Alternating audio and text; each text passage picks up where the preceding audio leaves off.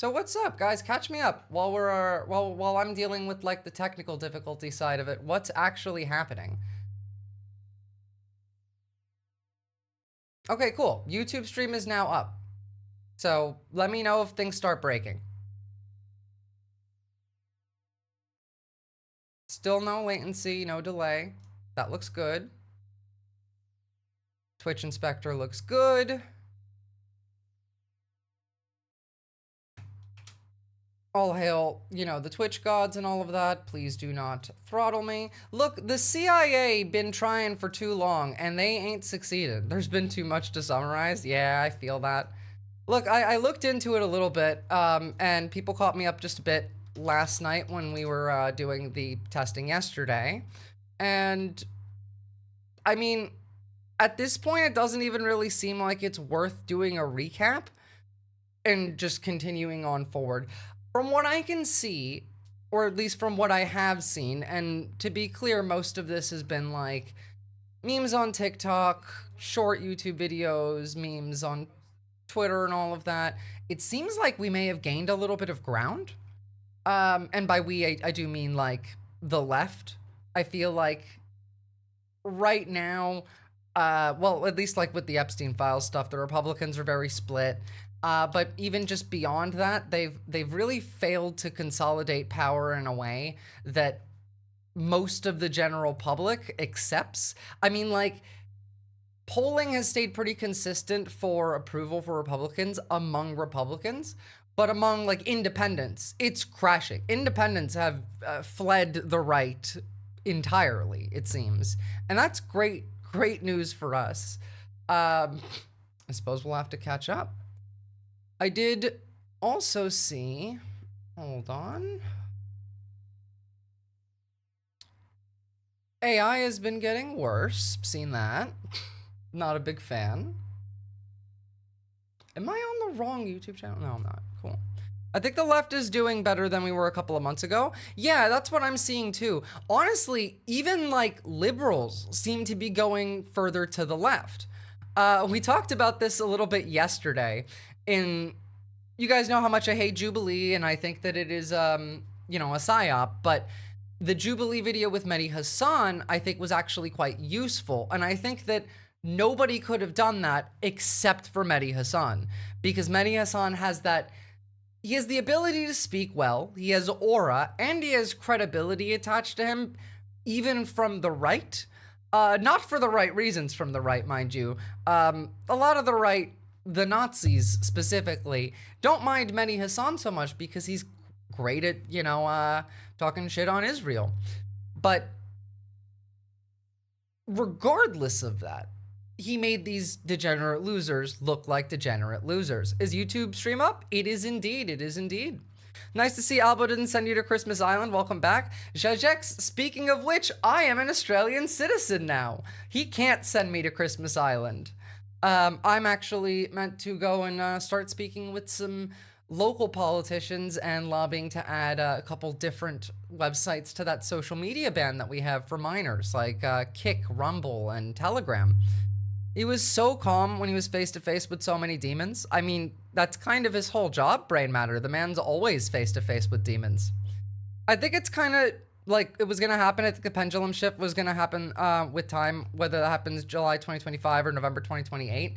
Well, like the pendulum shift was always going to happen. It was just a matter of whether or not they were able to consolidate enough power to have it not matter when it does. And it does seem like they failed to do that.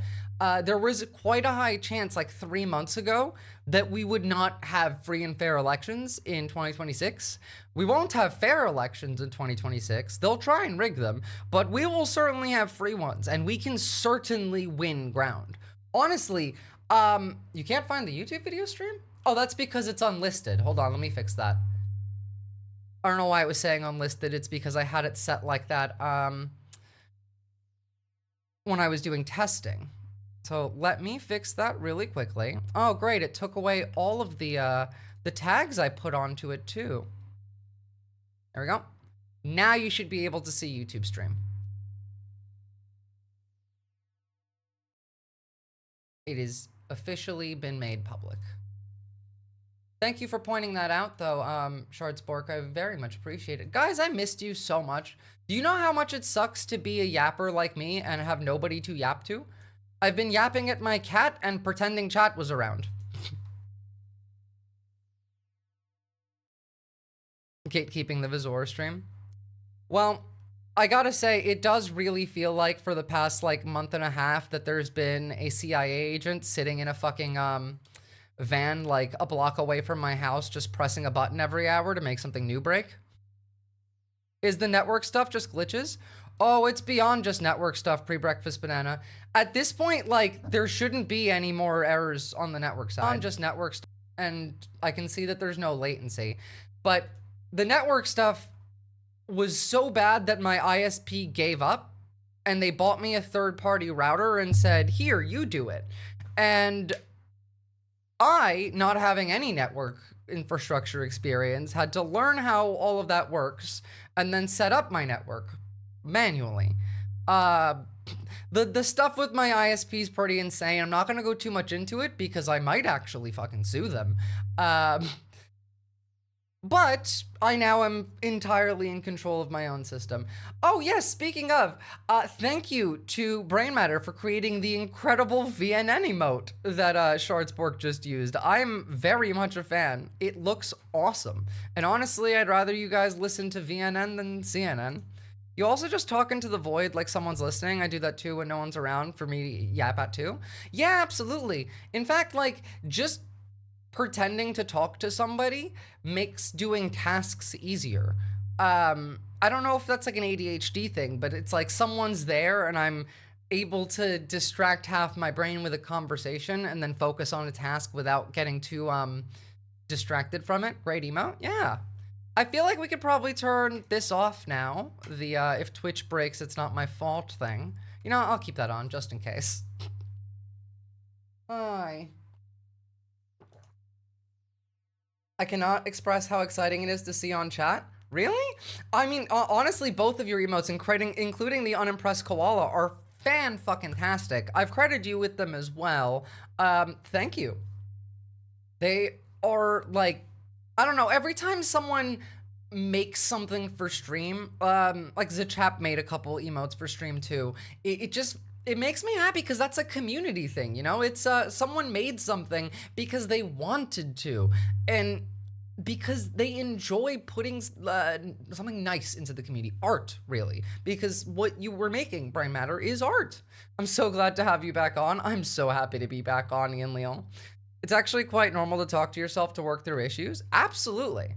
In fact, like, it's a skill that I think a lot of people should learn. Too many people spend their entire day quiet, and that often does come from living in like a household where being loud can bring unwanted attention, a trauma response really, and then these people move out and then they start living alone and then they feel lonely because they have no one to talk to. But Camera Inc., we get to look at Pretty Visora talk about the end of the world. Hey, it's not the end of the world, but yes you do. Worst fear is someone actively trying to stifle dissenting voices. Have you seen what happened to CBS? I did see what happened to CBS. Did you know that Paramount owns CBS Pre-Breakfast Banana, and that like after that lawsuit settled and after Paramount signed a $1.5 billion dollar contract with South Park, 3 days after that, South Park released that episode in which they showed Donald Trump looking like Saddam Hussein from like an earlier bit that they had done, as well as a deep fake of him extra fat, naked walking through the desert with this tiny little penis, and made jokes about how his penis is so small that he keeps suing people for talking about it. It's fantastic. I talk to myself like I'm having a mock debate. I think it's kind of mentally damaging, but I also find a way to understand what I believe. I think you're talking to yourself as healthy. Well, debating yourself might not be as healthy, but talking to yourself absolutely was. Was it a deep fake or was it just a bigger actor? No, it was an actual deep fake. Not to be an audio pervert, but is anyone hearing weird reverb? You might be, because I had to set up VST chains manually on this, and I don't know how to do that, so I might have done that wrong. But I don't know how to specifically fix that wrong. We can try and fix that after stream though, Shard. It's actually very healthy and normal. True. True. Wow, that got him a pickle there. Yeah, absolutely. The thing is, like, it was rage bait. This was rage bait by the South Park creators, and it worked because the White House put out a statement on it. Let me see if I can find it. White House statement on South Park episode. It was actually like the perfect response that someone who was making rage bait would actually want. No, you know, fuck PBS. I want the actual, like, White House statement. It's very low, very bassy. Yeah, again, I don't know how to do audio mastering. Someone who does should help. Okay, White House statement on South Park. Here we go. So, they wanted rage bait, and they got rage bait. Quote, the left's hypocrisy truly has no end. For years, they've come after South Park for what was labeled as offensive, sick content, but suddenly they're praising the show, Trump's White House spokesperson Taylor Rogers told Rolling Stone.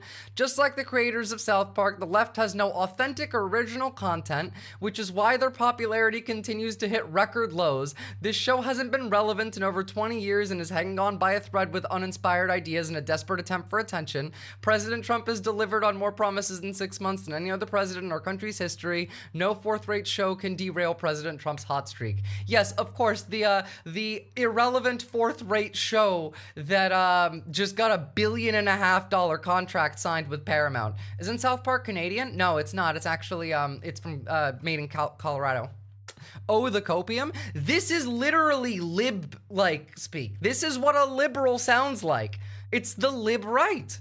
Lib-right, really. Every accusation of confession is a confession. The right can't meme. Every single time, man. Every time. I've yet to come across one that isn't. Parsk, hi. Selam, good to see you again. Selam alaikum. Good to see you too. It is so good to be back. It's like, honestly, I don't know if I can show you clips of this because it's copyright. But I'm gonna do it anyway.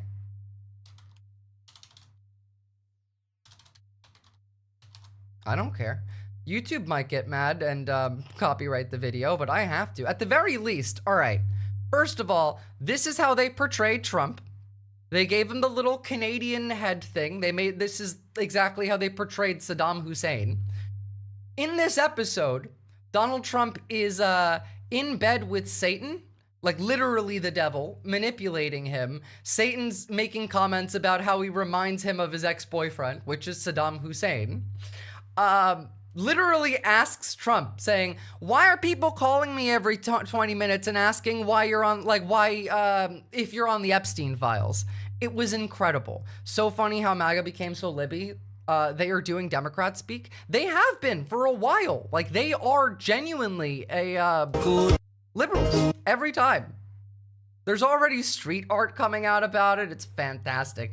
Biblical Satan is nothing compared to some humans. I agree. That's just because MAGA is neoliberalism in cult form? Basically, yeah. I mean, and a more evolved form of it. Oh, I can't show that because that's his peen. Thankfully, it was just barely cut off. But yeah, no, that's not an actor. That's a deep fake. The mood right now. Another random bitch commented on my Instagram that you're on the Epstein list. A random bitch commented on my Instagram that you're on the Epstein list. I mean, like, survived the wilderness and gave the ultimate sacrifice. When things heat up, who will deliver us from tyranny?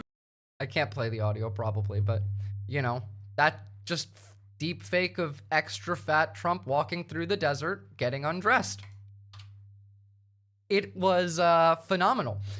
The thing is, right? So Paramount owns South Park. Paramount owns CBS. The administration just settled with CBS and Paramount and then signed $1.5 billion contract with South Park. So, like, there's nothing that can really be done. In this episode, they literally have Jesus, like the character, come down. He's forced to go hang out in the schools. He doesn't want to. And then he does a speech where he's like shushing everybody, saying, shh, do you want to get canceled? Have you seen what happened to Colbert? Like, shut the fuck up, or they're gonna cancel us. Well, who do you think tops? I think Trump is a bottom in this dynamic. Well, I mean, like, South Park's depiction of Satan is a bottom, but I would absolutely agree that Trump is a bottom. You do, like, there's a creator on TikTok who makes videos, like, every day, whose entire, like, format is analyzing the outfits of Melania Trump because she believes that Melania Trump is a dominatrix, and specifically, like, dresses in ways to make that clear to, like, Trump and all of that. And honestly, some of the stuff that she says does feel kind of right to me.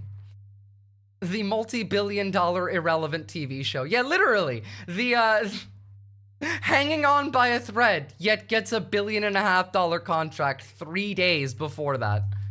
The Drewbie is also great. I'm not familiar with the Drewbie. Not familiar at all. I did spend a little bit of time on the cesspool that's Twitter this morning, just trying to, you know, see where everything's at, and I do see that it's not gotten much better. The Drewbie, let's have a look. Oh, I'm not logged into Instagram. Alright, sorry, I can't look at that. I'm not logged in. I don't know what it is right now. Mr. Trump, if South Park is irrelevant, why do you talk about it? Like, literally, they went above and beyond. Previously, like, every time South Park wanted to reference Trump, they would have Mr. Garrison do orange face. But they just kind of went all in this time. Okay, yeah, so I spent some time on Twitter. I see things have not gotten much less insane. I mean, I don't know why I thought it would be. There was a guy on that Jubilee debate who literally said white people are Native Americans, which was, I mean, it was incredibly funny. That was a new one. I hadn't heard that one before. You rarely get new ones from the right. Zomi, good to see you. It's good to be back. Oh, did you not see that bit, Comrade Lennon? Hold on. It was part of that Mehdi Hassan debate that they lied to him to get him on. White people, Native American, Jubilee. Again, don't watch Jubilee, but if you're going to, at least watch the one with Mehdi Hassan. It's about tribal warfare. Okay. That's where we're at in the U.S. I don't know where you're at in the UK. You're from India, so I don't really... I'm not from India. Oh, sorry, your parents are from India, yeah. So I'm an American you have your own stakes. I'm an American, you know. You're an American citizen? Yes. Okay, fair enough. I don't know how you got that, but fair enough. Jesus Christ already, but... Here's the thing. Are you an American citizen? Absolutely. Okay. But here's the thing. Not sure how you got that, okay. Born here. Okay. Born here, and my family lineage is settlers Probably, from the 1500s, Ian. so I have some stake in the claim here, okay? But you're a little different But you're than a yours. descendant of immigrants. Settlers. I didn't know. Colonialists. Yeah, you colonials. You don't look very Native American to me. I have not, Shard. I have not managed to get all that far in. It's too it's painful. I've seen a lot of the clips though. I am Native American. Whites are Native Americans. What are you talking? That's the part I was referencing, Lennon. No, it doesn't matter. A textbook. There was a literal Iranian Zionist Nazi on this panel. He was Iranian, he was a Zionist, and he said that he was Aryan. So, you know. You don't look very Native American to me. I am Native American. Whites are Native Americans. What are you talking about? You're not. What are you talking about? Bro, you can't just say you don't look Native American. I mean, you can to a Trumper. Insane work calling settlers native. I mean, there was a guy yesterday who said that the 10 Commandments are an outstanding legal document. Oh my God, Visora, the one guy we need you to see, the magician. Please send that link. I have no idea who the fuck this magician is. I can't tell if America's becoming more Nazi or if the shows are platforming them more. It's both pre-breakfast banana. Jubilee is specifically a psyop to normalize this kind of content.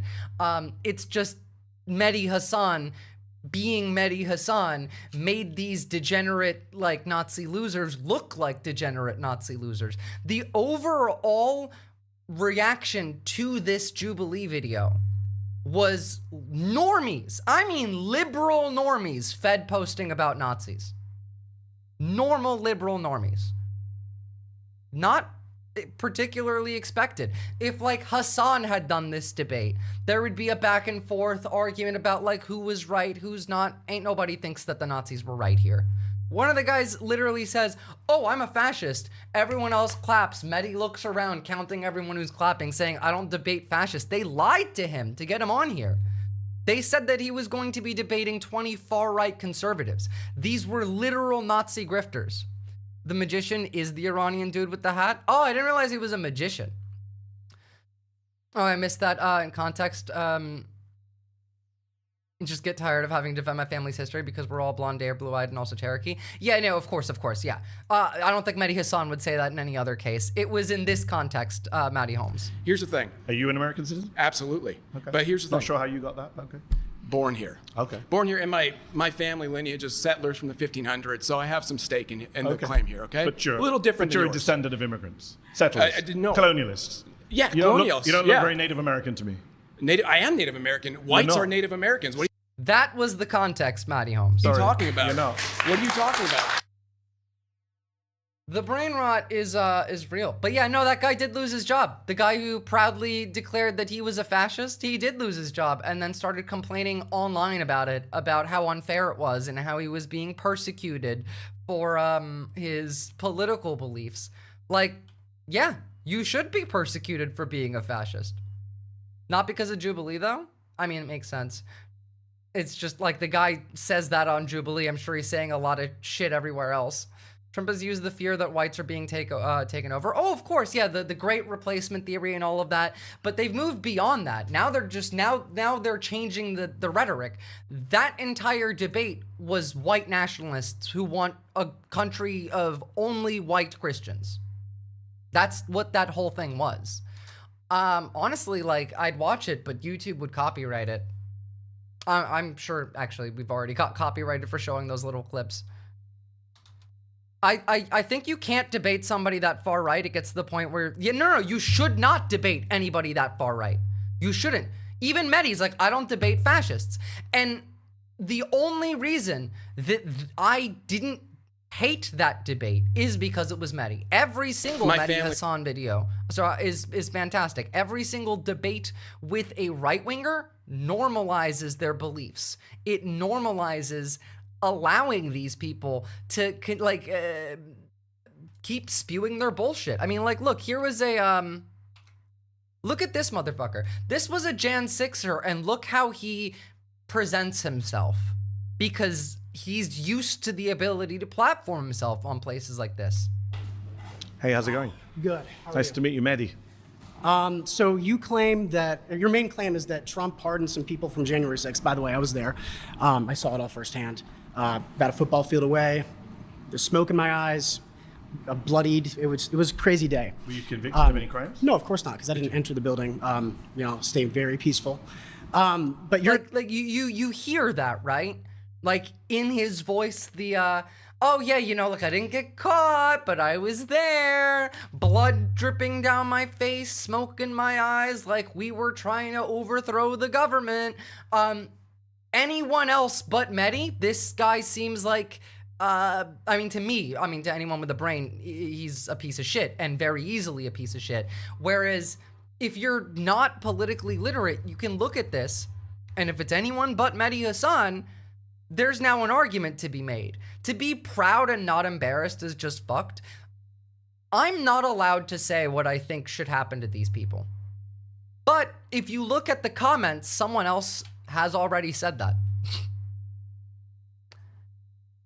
You can see why the Department of Education is the first target. It's never been easier to understand the rise of Nazism in 1930s Germany. Whites or Native American, everyone claps in approval. Is education illegal for these people? These are the top YouTube comments. YouTube comments, sort by top comments. Usually like the most Hitlerite place you can find other than Twitter. You go on TikTok, people are talking about how Nazis should be shot. Like full fed posting. from the libbiest of libs. It used to be that the Republican Party catered to people with these kinds of ideas, but would never say these things. And now we have Elon with the Nazi salute, and like, obviously, yeah, of course, pre-breakfast banana. The thing is, they used dog whistles and euphemisms, but when they drop the euphemism, that's because they don't feel like they need it anymore. A fellow countryman of mine was in this looking dastardly with his mustache and stupid ass fedora. He got decimated in Iranian social media among the diaspora. Is that the one who thought he was an Aryan and was the Zionist, the one that y'all called the magician? I've only seen clips of him. This was the guy who got who lost his job, and where Mehdi realized that they lied to him to get him on here. Yes, that one. We'll find him. I want to see his full bit. I only saw like the first 10 minutes and turned it off because it seemed like just standard, like not 10 minutes, 10 seconds, because it seemed like standard Israeli talking points. These people shouldn't be allowed to exist in a political space, to say the least. Bad people to fully enact their will in this country in the name of the Constitution or following. Hold on. Quite frankly, there are a lot of blasphemy shouldn't be allowed. Making women and children be victimized as a result of that. I think things like blasphemy shouldn't be allowed per the First Amendment. I think that, quite frankly, there are a lot of legal. Do you see how he's laughing? Do you see how this guy is laughing? He's laughing because he knows how silly it is to say, I don't think blasphemy should be allowed per the First Amendment. As in, like, freedom of religion, freedom of speech. They hate that shit. They hate the Constitution. These people hate America. And, they're literally Christian ISIS. You realize that, right? Like, the modern day Republican Party, the MAGA movement, is literally Christian ISIS. I think this is one that's actually worth watching all of. I agree. I would watch all of it if YouTube would allow me to. And also, like, I'd be able to actually get through it with you guys. Processes that are enabling criminals and bad people to fully enact their will in this country in the name of the Constitution or following the Constitution. So, quite frankly, if Trump is anti-Constitution, good, and I think he should go further. So this is. You see just how open they are. The fact that they say these things is because they feel like they can. It feels like they won. Is wonderfully revealing of the modern conservative mindset. So I appreciate you spelling it out so openly. Just you were checking, going you to the support Second gulag Amendment. anyway. I do. Okay, surprise. I was shocked to hear that. I'm saying that Donald Trump is defying the First Amendment, the Fourth Amendment, the Fifth Amendment, the 14th Amendment. He's thinking of defying the 12th and 22nd Amendments.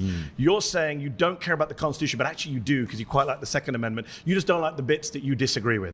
You also don't like the Second Amendment. Let's be clear here. If you ask this guy the same question after, I don't know, a news publication puts out a story about, I don't know, Black Americans buying guns at record rates, do you think he would have the same answer? I don't. Can I just be clear on that? Yeah, absolutely. Okay. I'm more than willing to amend it and include Whenever the it's in Second your Amendment. favor. Yeah, Okay. absolutely. So can Democrats do the same when they're in office? No, absolutely not. Because you don't it's the believe in friend enemy. democracy? No, I don't. Absolutely not. What do you believe in? Autocracy. He watches Schindler's List and giggles. Yeah. I think the best way to deal with something like this is Jubilee should find like a Middle Eastern dictator that was deposed and is still alive. Or like, I don't know, let's get like, you know what? There's already one in America. The old Iranian Shah's son is still in America, right? So Jubilee should hire him. And anytime someone says, hey, I'm an autocrat, that Jubilee should have that person, you know, the autocrat that's been deposed, come out and whip that guy, like, cruelly and mercilessly until he's on the floor screaming, and say, oh, I'm an autocrat, it doesn't matter. Sorry, I'm a fascist, actually. And just keep doing that until that guy learns their lesson. Gulags for all? I want gulags for these people. See, you don't understand. I don't believe that we can civilly get through these people, get through it with these people. I think that these people are zombies. It's a zombie virus. Every accusation's a confession, right? Remember social contagion theory? The one they love to spout? It's real, it just applies to them. Here's an example. Dad, I think I'm non-binary. No, you're not. You're just spending too much time on TikTok. Install it and you'll feel better. Thanks, Dad. That was great advice. This has literally never happened. But this is what they do to you. This is the every accusation part. Gulags for thee, but not for me? Exactly. I did say, let's flip their playbook against them. The LGBT version of the Black Panthers would be something. I think we need that, and to be fair, I think that that's already been happening. Trans people have been buying guns in record numbers, as well as just queers in general in the United States. You cannot convince me that this isn't someone in a skin suit. Just look at him, his human reaction, that's all. Yeah, that's also the other case. These people aren't people. But that social contagion theory is what they're doing. That's how it works. They complain about, like queers are spreading through social media. Meanwhile, they're literally brainwashing the population into constantly being in a state of hypnosis, essentially. The vast majority of Americans, in fact, I'd say probably the world, spends all day in a state of unending hypnosis now. Mostly because of these, but By who? Honestly, quite frankly, anyone who is in line with Catholic teaching.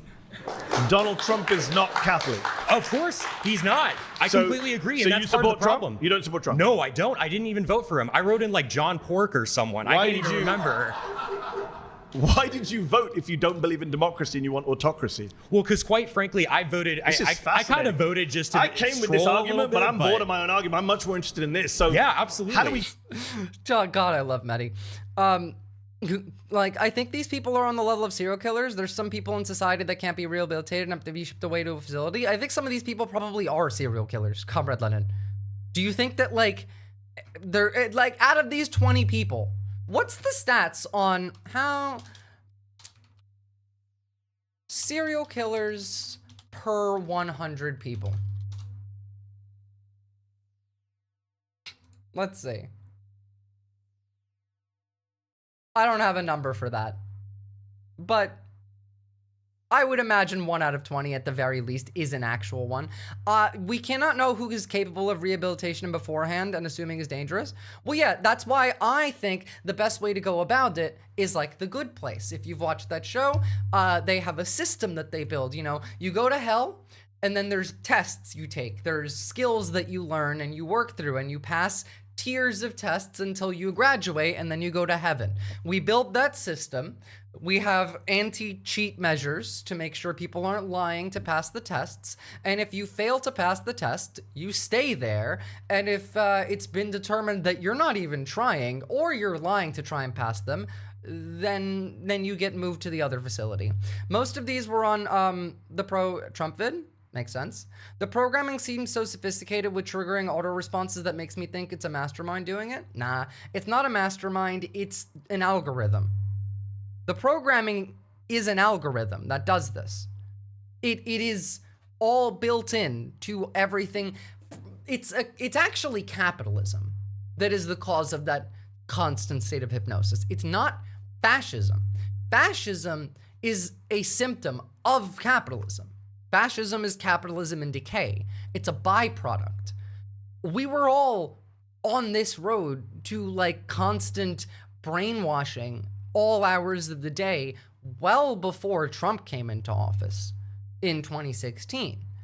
It's just the system that we live in and that they have built creates this every time as a byproduct. Do your best. There's some people who are out there are too far gone. Yeah, absolutely. We definitely need to try, but a lot of these people I don't think can be like this guy. I don't think you can save this guy. Dear God, engagement algorithm put us into camps. This is worse. Yeah. Pre-breakfast banana. The engagement algorithm is based off of what gets you to pay attention the longest, which is anger, rage, disgust, fear. If those are the 4 emotions that are prioritized because that's what gets the most engagement, then that's what society is built on. That is why when we rebuild the justice system, you can put people with capacity, with the capacity for it, like me, in charge of rehabilitative justice. Oh, definitely. If you guys ever put me in charge, Brain Matter, you're in charge of rehabilitative justice. You get to decide how long these people have to try in the levels before we give up on them. But let's keep going. Get to an autocracy. I think, quite frankly, that if we are able to enact local leaders... Who is the we, by the way? I think, quite frankly, these far-right conservatives sitting right around White me. people? Yeah, No absolutely. brown people. So, Well, some actually, of you guys, I have quite... some of the people in this room don't make the cut from what I can see visually. Actually, Okay. hold on. Yes, he forgot for a second that they actually don't do classical Nazism. We have, what was it? Multicultural Nazism now.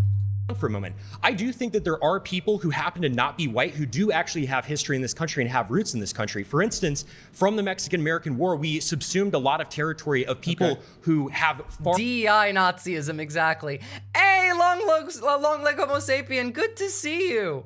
I'm so happy to be back. It's class Nazism, it's class Nazism, but it's also DEI Nazism. Our stakes in this country who happen to be Hispanic or what have you. Okay. I'm for defending the traditional demographics of this country, which is majority white, and should stay that How way. does the United States... The woke Reich. I've been saying it for months. We've gone so off topic, but how does the United States look like under you? Sorry, what's your name? My name is, my name's Connor. I had to think of a fake name to give because he knows the shit that he's saying is horrible. He still lost his job for other things. I wish I could say the USA improved in any way whatsoever in the last few weeks or so, but it has not.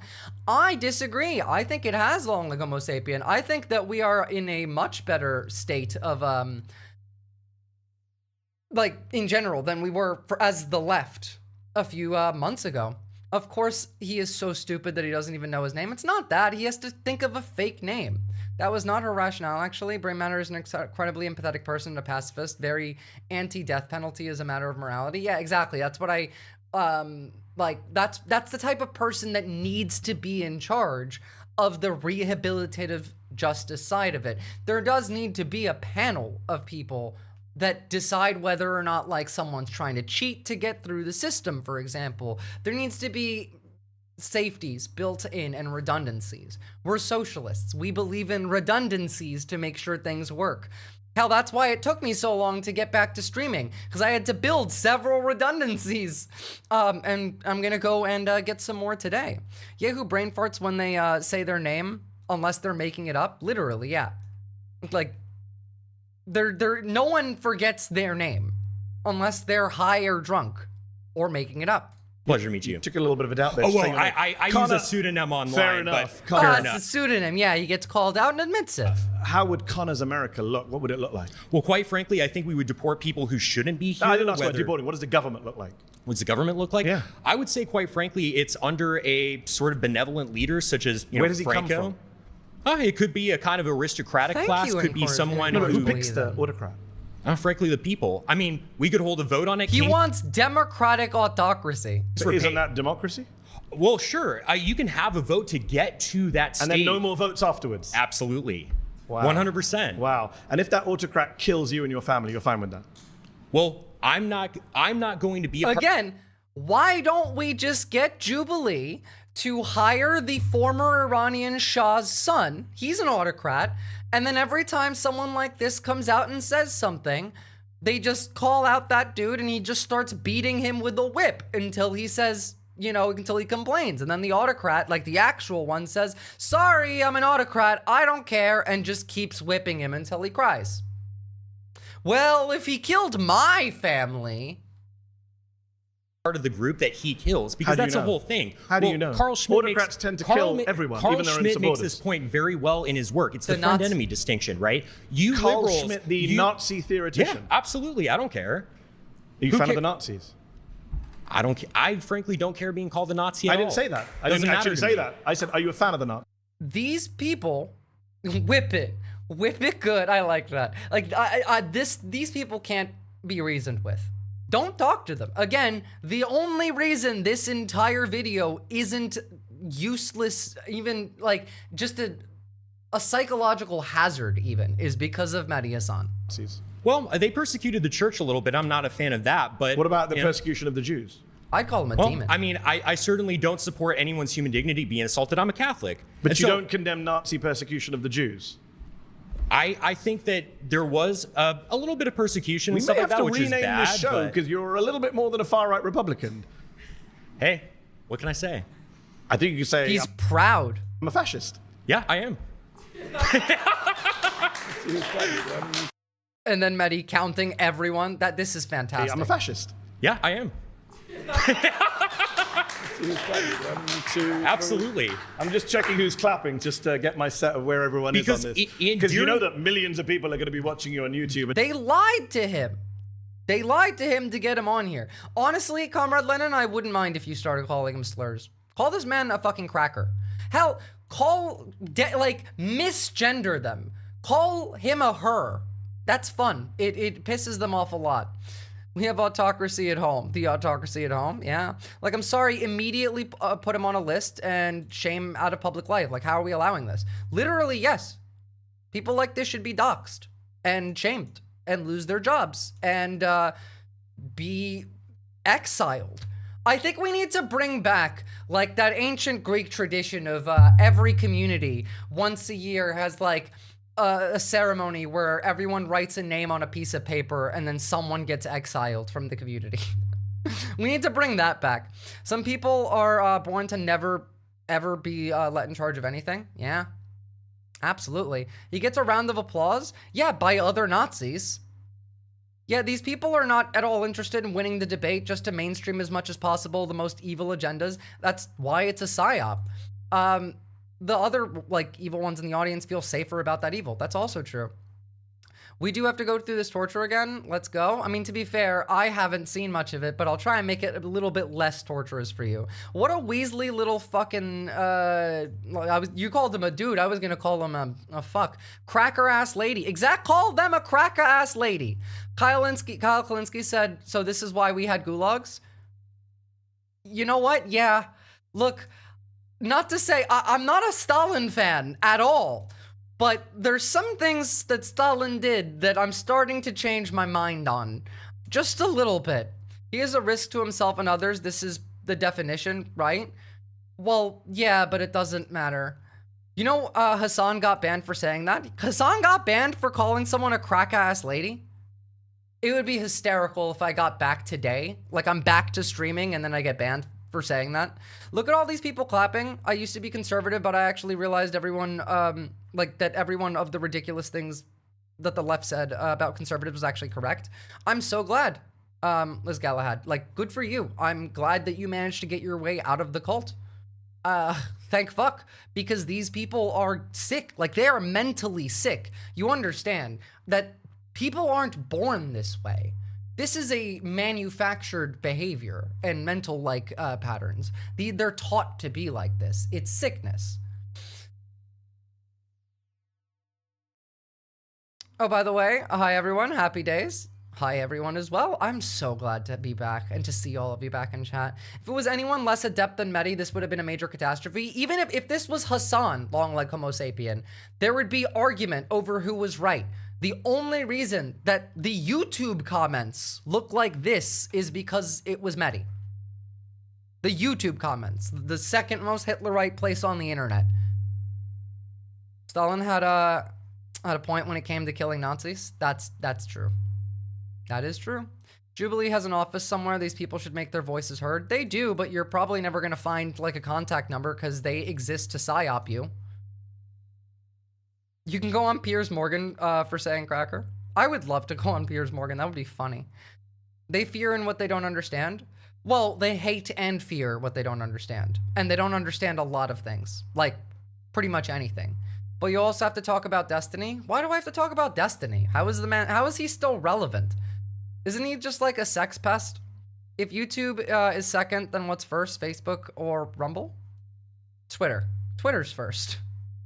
Then like YouTube's comment section specifically, not YouTube. YouTube's comment section. Then Rumble, then Facebook, then Kick. in my estimation. Hassan would have popped off. There would be at least a couple of dozen slurs hurled at this guy. That is true, but that's the thing, right? He would have popped off and it would have been entertainment. Checking out who the fascists and the This Nazis. wasn't entertainment. This was Mehdi Hassan, someone who is credible, who has history. Like, the man was a newscaster on television. People know him. He is credible on, like, the Middle East, and specifically when it comes to Gaza, which even a lot of right-wingers agree with him on. He has aura, and he's a fantastic debater. It's the only reason these people look like loser degenerates. And to be clear, all of them are loser degenerates. Every accusation is a confession.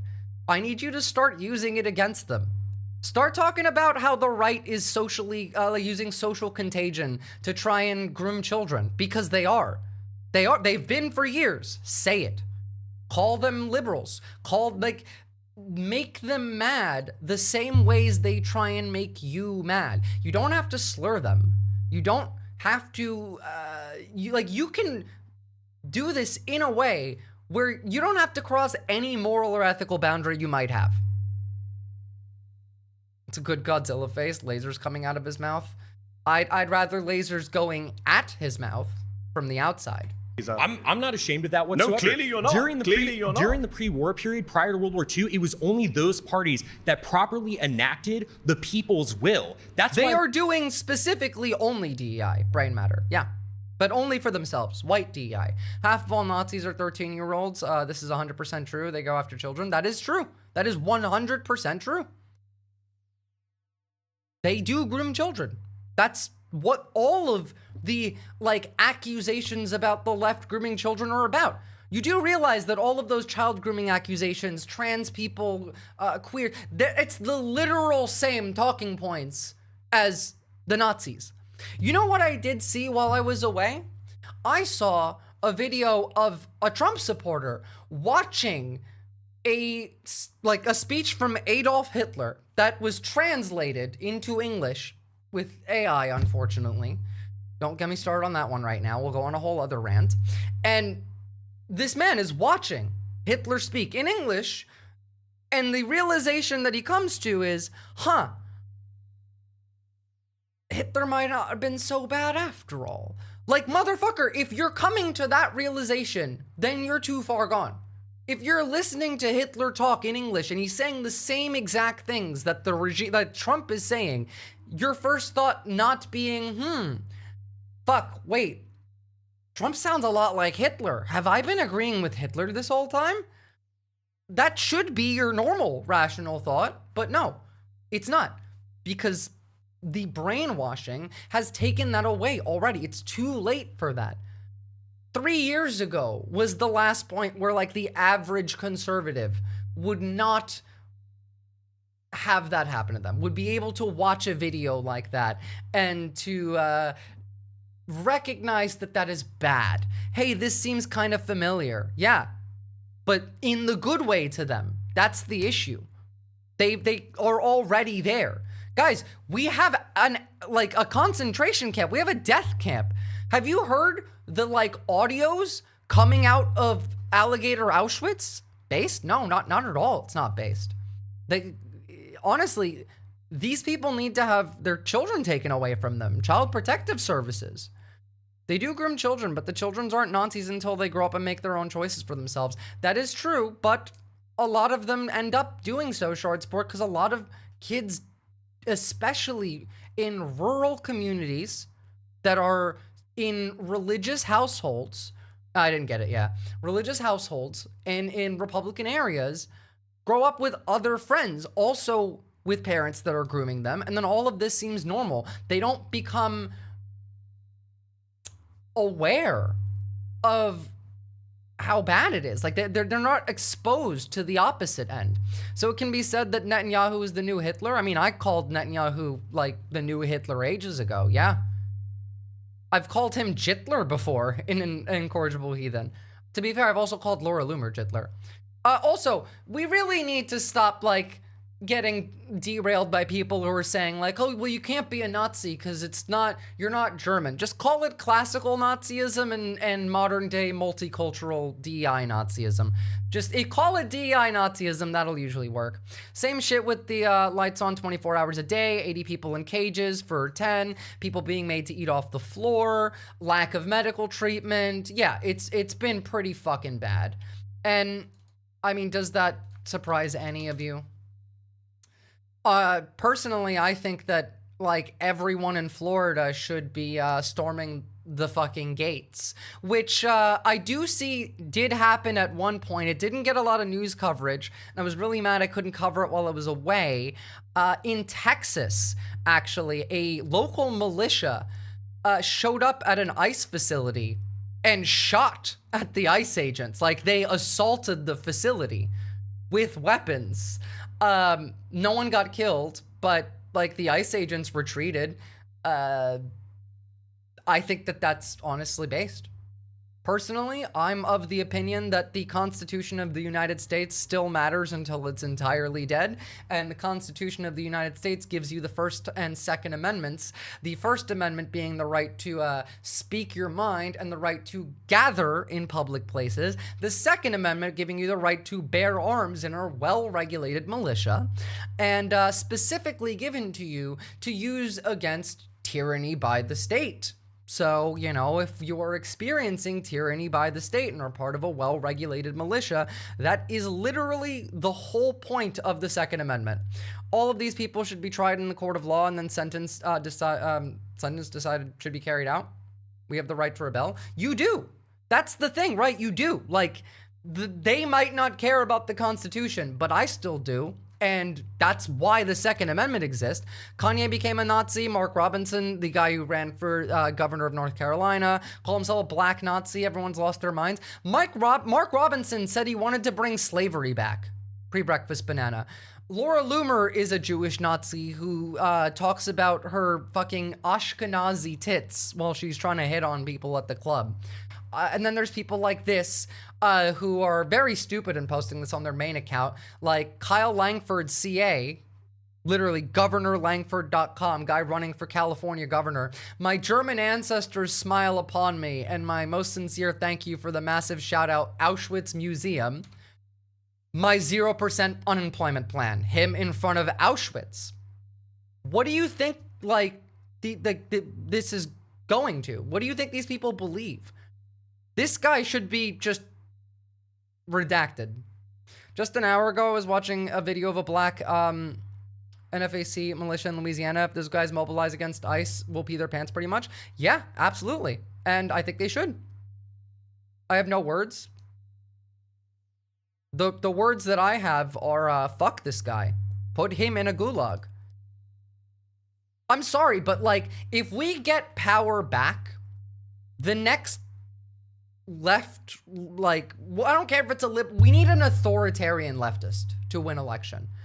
There's no way through this without some authoritarianism directed at the fascists. I've been saying for over a year, it is pro-democracy to use authoritarian means against the anti-democratic parties, groups, and people.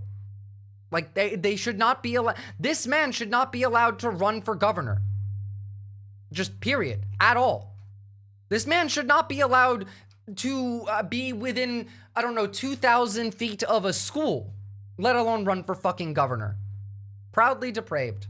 Laura Loomer isn't even human anymore, just like a bag of right-wing talking points. That I agree on. Just put him in the building behind. Yeah. That kind of, freak should, like, I mean, to be fair, like, this was accidentally posted on the main, I think, but yeah, it should end his political career. Unfortunately, I'm not sure it will. He wants to hurt people. Abolish ICE needs to be rebranded to Nuremberg ICE at the very minimum. Yeah, look, on that, messaging-wise, go harder. It works, guys. People get bored with the, like, lib talk. Just say, Nuremberg ICE. These Nazis need to be put on trial. Talk about militias, resistance, you have these rights. Now, like, it's easier for me to say, considering I'm not in America, for me to say this online, but you can say this out loud. These nutsies, yeah. Well, that, like, they should be reduced to such.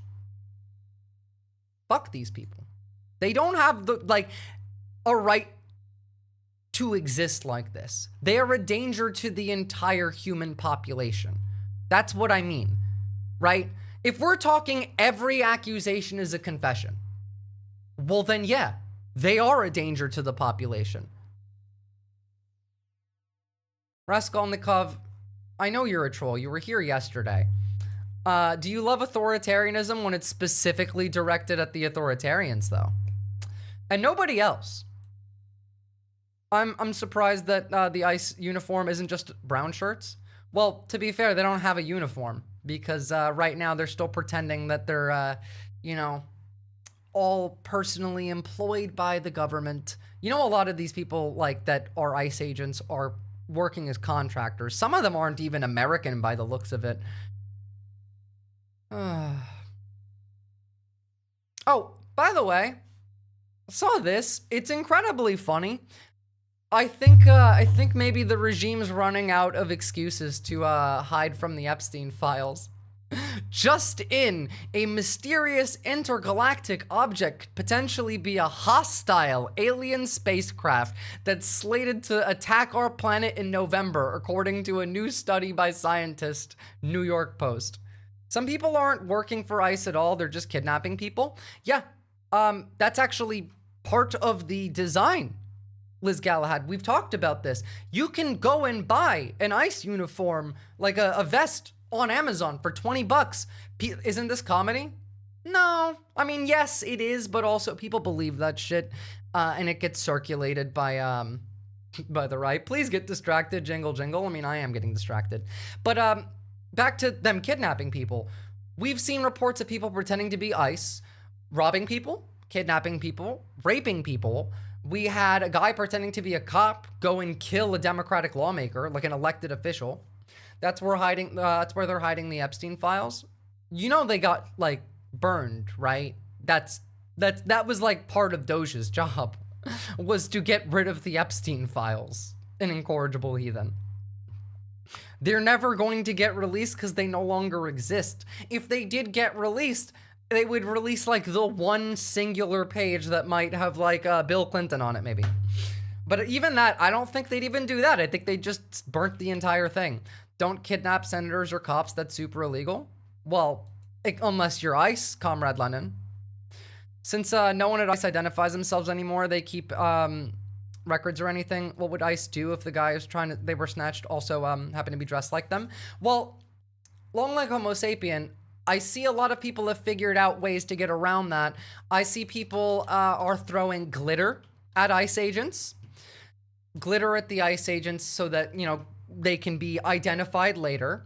I've seen like a water substance. It doesn't look like anything, but it glows on a black light and it will stay on their skin and like clothing for quite a while. So you can still like monitor if, hey, was that the guy from before?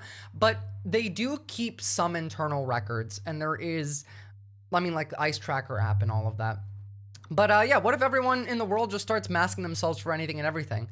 Oh, well, you know, mask mandates.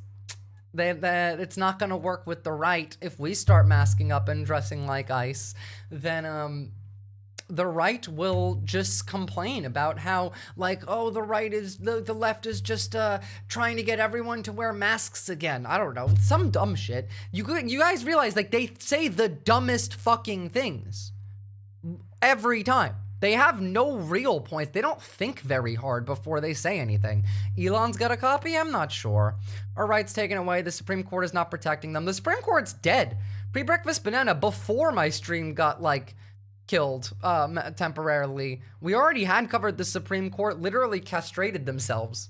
Use pepper spray? That I agree with, but also glitter them so other people can see them. Also, here's a good thing to deal with, you know, ice in the winter. A really great way, I personally believe.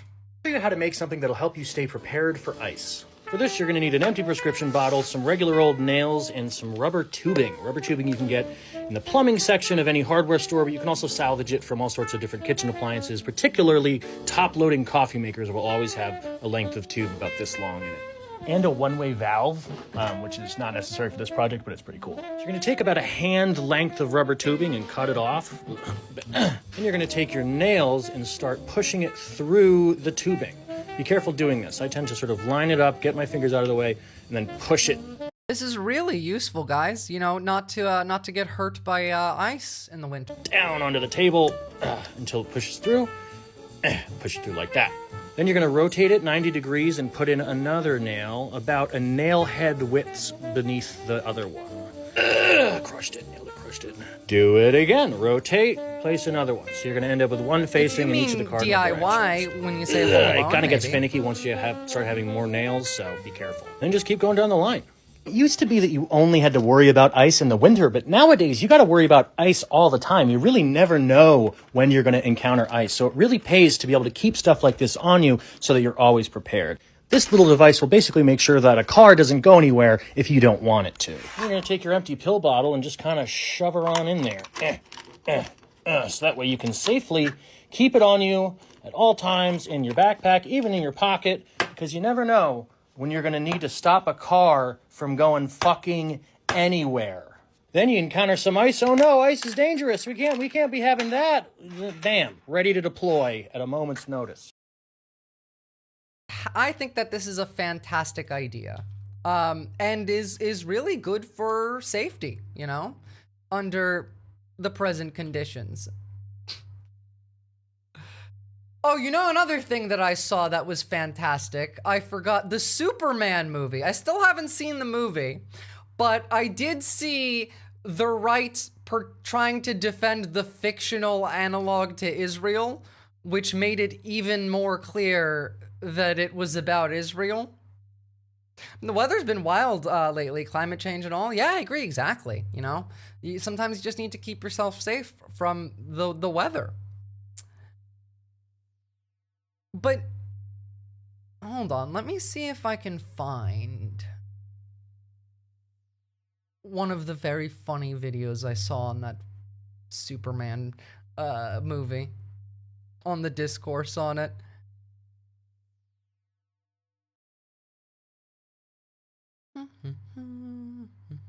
Here we go. This is a Hassan clip, actually.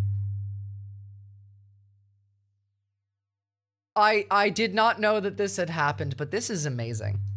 The people of Jarhampur are brown. Look at my African American over here. The people of Moravia are white. Okay, so this is why the left is reading this as Israel, the Palestinians. The reason it doesn't work that way is because we are not made aware that the people of Jarhampur are either wildly terrorism support. The people of Jarhampur support terrorism. Moravia is the most moral nation in the world. Have you said Moravia high? Oh, and Lex Luthor has an evil, inhumane private detention facility. I mean, like, props to the creators of that movie. But also, Superman was literally woke since his inception. The man is literally an illegal alien who fights crime, so... Oh my God. Oh my God. There's more nuance to the Jarhampur conflict. Oh my. The fact that these people even acknowledge this is hilarious. Just him talking about it makes it very clear that we're right. My God. Oh, I was joking when I said this. Have you considered that the Browns are terrorists? Yeah, of course. Oh my God, he literally says he does a Hasbro for Superman for a fictional Israel analog. That's crazy. That is it's insane. Crazy, bro. Bro, that is amazing. Moravia has the right to defend itself. Well, what about Jarhampur? I haven't even seen this fucking movie. I need to. I really, really need to. But we got distracted. We were talking about Jubilee. There's no way. We were talking about Jubilee, which personally, There's no way that you are this fucking stupid. I am this fucking stupid. I'm a fucking idiot. I'm a dumb, stupid fucking idiot. Yeah. He speaks for all of us. Oh, He speaks for all of us. yeah. Brad. guess I'm doing movie night this week. I honestly want to as well. ADHD stream. Well, it's always an ADHD stream, but I'm also like a bit out of practice, y'all. It's been about a month and a half since I've streamed. I haven't looked at the news. I barely know what's going on.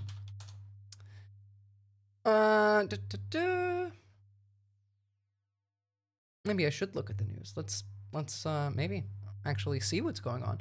All of my YouTube shit got like fucked. So all of the like channels I subscribed to are gone now. I don't know how anything's happened. I missed this stream. I missed stream as well too. Hell of a month not to watch the news.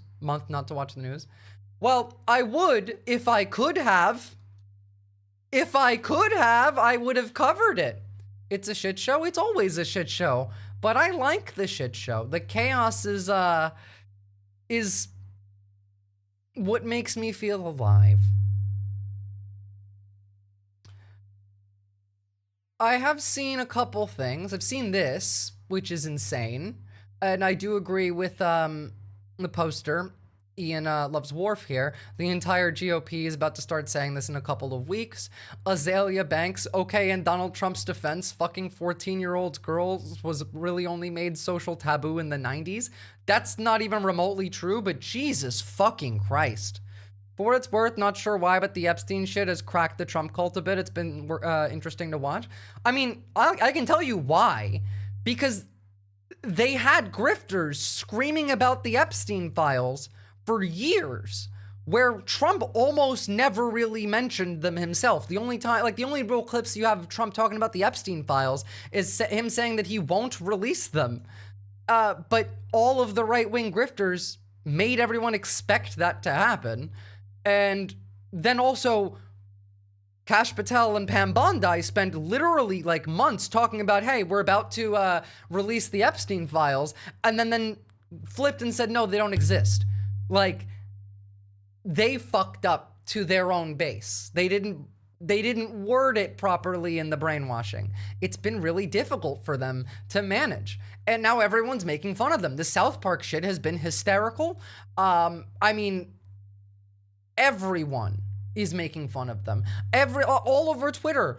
You look at any comment, half the right-wingers are being like, fuck you, release the Epstein files. Crazy, this year we went from recession, World War III, not World War III, and then the entire nation just yelling at Trump just to fucking release the files. Well, to be fair, we are still in World War III. It has already started. We're just not in like the heat of it yet, but we're getting there. It's been like the central mission of the cult for like 10 years. That is true. They've been workshopping that since last year. It's really weird. It's not going to go away. They can't make it go away. Trump crashing out and writing, I don't know, like massive tweets like his feelings are hurt about it are not going to help either. Like, hold on. Trump tweet Epstein files. He's tweeting about this like someone broke up with him. Give me the big long one that was there a couple days ago.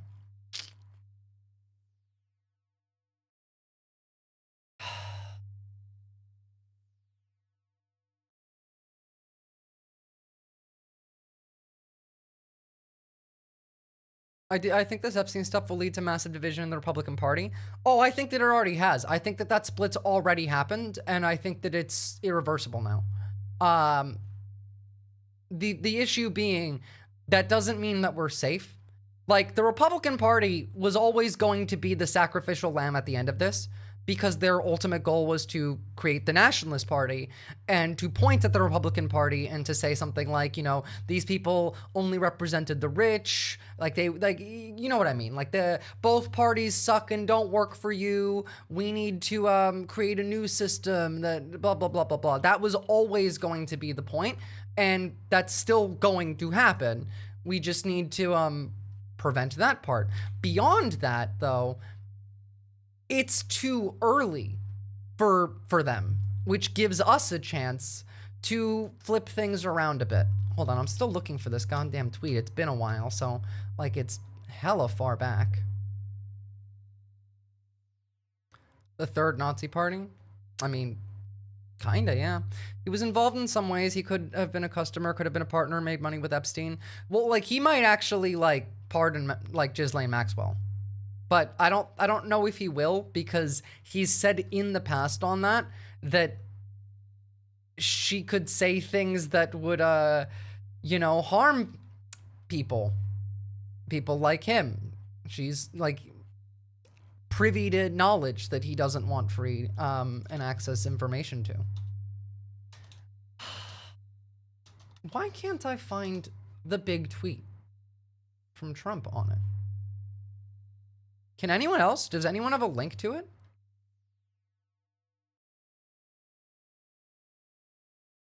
Wait, hold on. I'm pretty sure I almost found it. Oh my god, he tweets so fucking much. No, I did not find it. You guys have seen it, though. It's the one where he's like, my so-called friends and shit. Yeah. 100% involved. He's been credibly accused of numerous, like, raping 13-year-old girls, sexually assaulting numerous... He's literally been convicted of sexual assault. It was a truth, but they usually have someone post it on Twitter again. He was already convicted of sexual assault. The only reason that the case against, what was her name, Katie Johnson, the 13-year-old girl that he and Epstein raped together, didn't go fully to court is because the witness was too afraid to testify, the witness being the 13-year-old girl that was violently, allegedly raped by the president.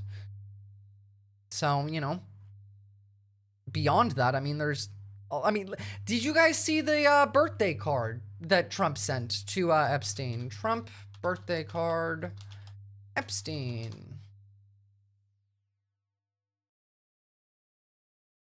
In case you've not seen it. Basically, it was a doodle of a naked woman with, you know, some writing on it. Voiceover, there must be more to life than having anything. Donald, yes, there is, but I won't tell you what that is. Jeffrey, nor will I, since I know what it is. Donald, we have certain things in common, Jeffrey. Jeffrey, yes, we do, come to think of it. Donald, enigmas never age. Have you noticed that? Jeffrey, as a matter of fact, it was clear to me the last time I saw you. A pal is a wonderful thing. Happy birthday, and may every day be another wonderful secret.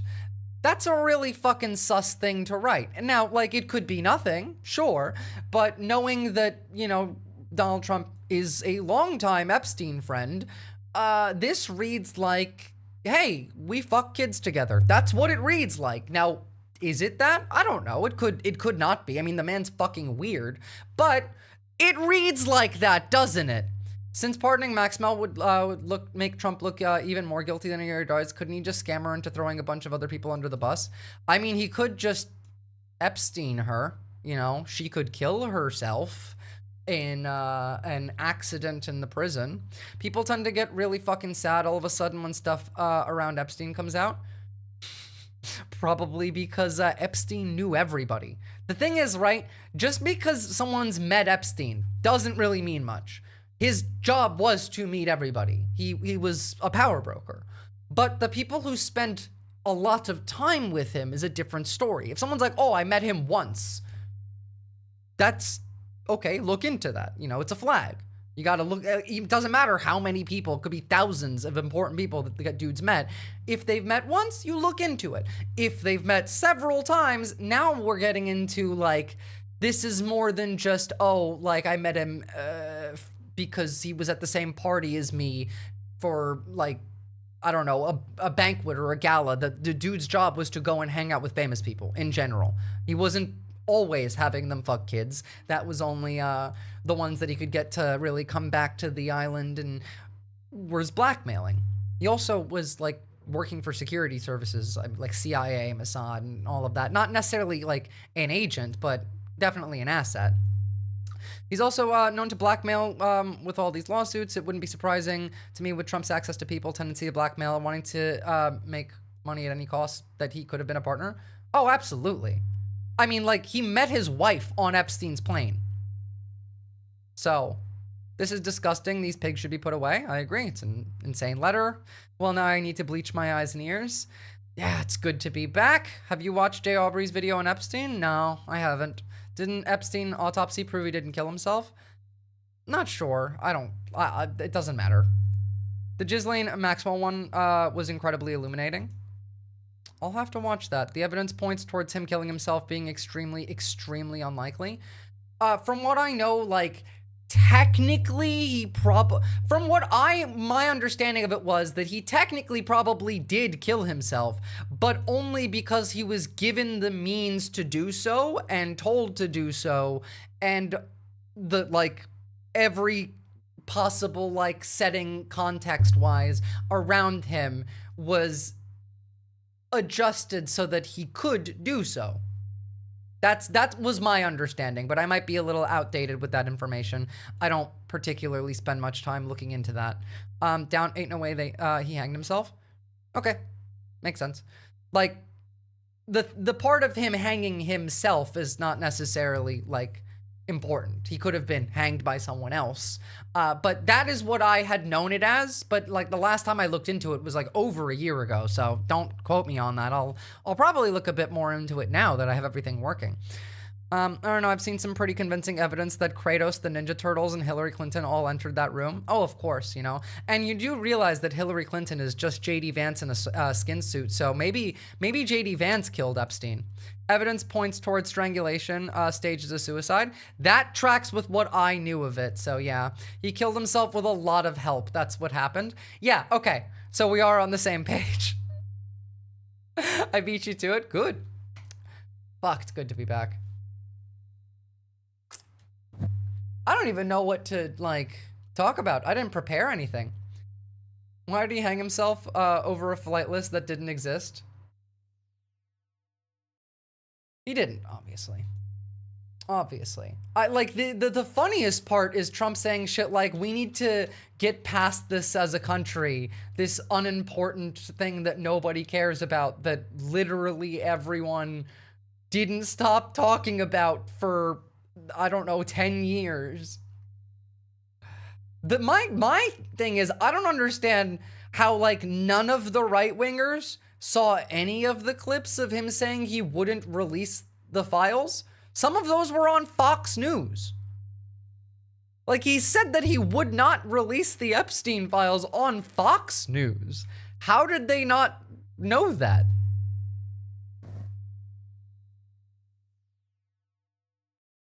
Only conspiracy aside 9/11 I agree with. See, I don't agree with the 9/11 conspiracy. I think that it's provable that 9/11 wasn't an inside job. But that's a whole other conversation. Fox did attempt to edit some of that stuff out, I suppose, but after they aired it officially. This will bring Trump down? Sure, but Trump isn't important. Trump is nothing. He's the figurehead. He has about as much power in the government as the King of England does in, British Parliament. Multiple broken bones on his neck, and that don't happen from hanging oneself, and all the balls on top of yeah, no, absolutely. Multiple broken bones in the neck is enough as it is right there. You do realize how difficult it is to hang yourself, especially in a room. If you're gonna have broken bones, you need pressure from somebody else doing it, or a minimum 8-foot drop. Minimum 8 foot to break a bone like that. Yeah, you're not getting 8 feet in the air in a prison cell and doing that successfully to yourself. No, most suicide hangings or strangulation through oxygen loss, not through breaking bones in the neck. It's through compressing the arteries in your neck until you pass out and lose oxygen. There's some stuff about J.D. Vance plotting some coup or something in the future. Well, to be fair, I did say that I don't see Trump making it all the way through these 4 years, and that I could absolutely see the ruling class try and remove him and replace him with J.D. Vance, because he's not exactly a good puppet. He doesn't follow instructions. He says whatever the fuck he wants. He makes decisions on the spot on television when he's not supposed to make decisions at all. I don't think he'll make it to the midterms personally. Yeah, that was my original like thought. He might. The thing is, like, right now, our government is King's Landing in Game of Thrones. The king is old, diseased, sundowning, and delusional, and surrounding him in the court are some of the lords and ladies who are, trying to do ass kissing and protect their position. They want to keep the delusional, delirious king in power because their idea is once the king dies, they replace him with his son, Baron. Meanwhile, there's another group in the court of lords who want to overthrow House Trump, so to say, and install a new king. And that would be Peter Thiel. So we're literally Game of Thronesing in DC right now. It's a huge deal that the White House straight up admitting that Trump has vascular issues. Yeah, it's also very funny that they do that. Was it like 2 days after the Epstein stuff came out? Long live Comrade Vance. No, fuck Comrade Vance. Vance is no comrade to me. Vance is worse than Trump, Lennon. You realize that, right? Like, Donald Trump, ironically, is one of the least evil people in the administration. Like, he is evil, mind you. Dude's a demon. But out of the rest of the people in the administration, I would actually say Trump is probably one of the least evil. Because all he cares about is attention. He's a monster. Yeah, he just wants attention. He wants golden statues built of him. He wants people to clap for him. Like, the man could have been a liberal if the circumstances fit. He is a fascist by opportunism, by convenience, not ideologically. He's perfectly okay with fascism. Dude's a monster. He's perfectly okay with Nazism. But he doesn't want to watch. He is a liberal. Exactly. Shard Spark. That's a much better way to put it. He is a liberal. He doesn't want to sit in alligator Auschwitz and watch people get fed to like a wood chipper. Stephen Miller would masturbate to that. Donald Trump would be grossed out. He'd be like, oh, I don't want to see the blood. Oh, that's disgusting. And he would walk away.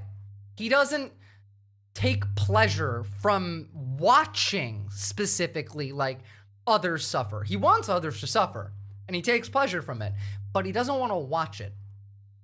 Meanwhile, much of the rest of the regime would happily watch it.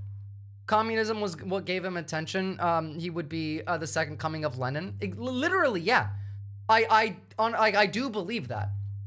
It's a matter of whatever was the most convenient for getting attention for him. And the people around him are the ones controlling everything. I mean, look at the Homeland Security Twitter page. Posting like, capital HH, post is 14 words long, odd capital letters. Like, they're doing dog whistling for Nazism. He is a rapist, hence why I know he's a monster. No, he is a monster. He's still a rapist and a monster. That, like, he wouldn't be good either. Like, in Comrade Lenin's example of if communism gave him attention, he would be the second coming of Lenin and would lead to a proletarian revolution. Yeah, except he would still be a monster while doing that. And he would do that poorly. Like, in fact, he would do the proletarian revolution the way that he's trying to do the Nazi revolution. I've talked about why, as a socialist, I advocate for the working class, but I don't want the working class to be the main thing that, like, the main fuel of the revolution. I don't want them to be the leadership levels of the revolution. I want that to be the disillusioned petit bourgeois middle class. Why? Because the working class will bring resentment, will want to do the revolution not to create a better system where everything is fair for everybody, but to escape their oppression and to become the powerful. They will want to replace the masters, not eliminate the masters.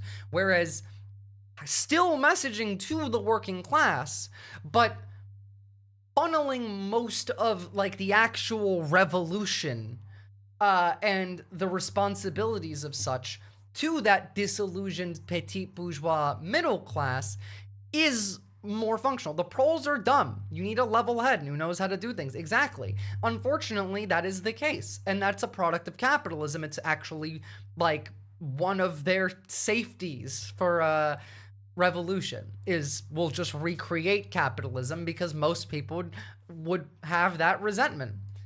Stephen Miller will have wrist issues after watching. I'm sure he has private cameras installed and spends like 20 minutes in the bathroom at a time, like for that specifically. An incorrigible heathen. I'm sure. But like, you know what I mean? And this is why, like, even if Trump was on the left messaging, it would still create an authoritarian government in the end of it. And that's just because he's too dumb and he would message still to the dumb as a way of trying to get not just power, but support and attention. Directly to jail? I wish he would. I wish he would. See, you shouldn't be a Leninist, you should be a Visist. I'm kidding. Don't name your, like, ideology after a human being.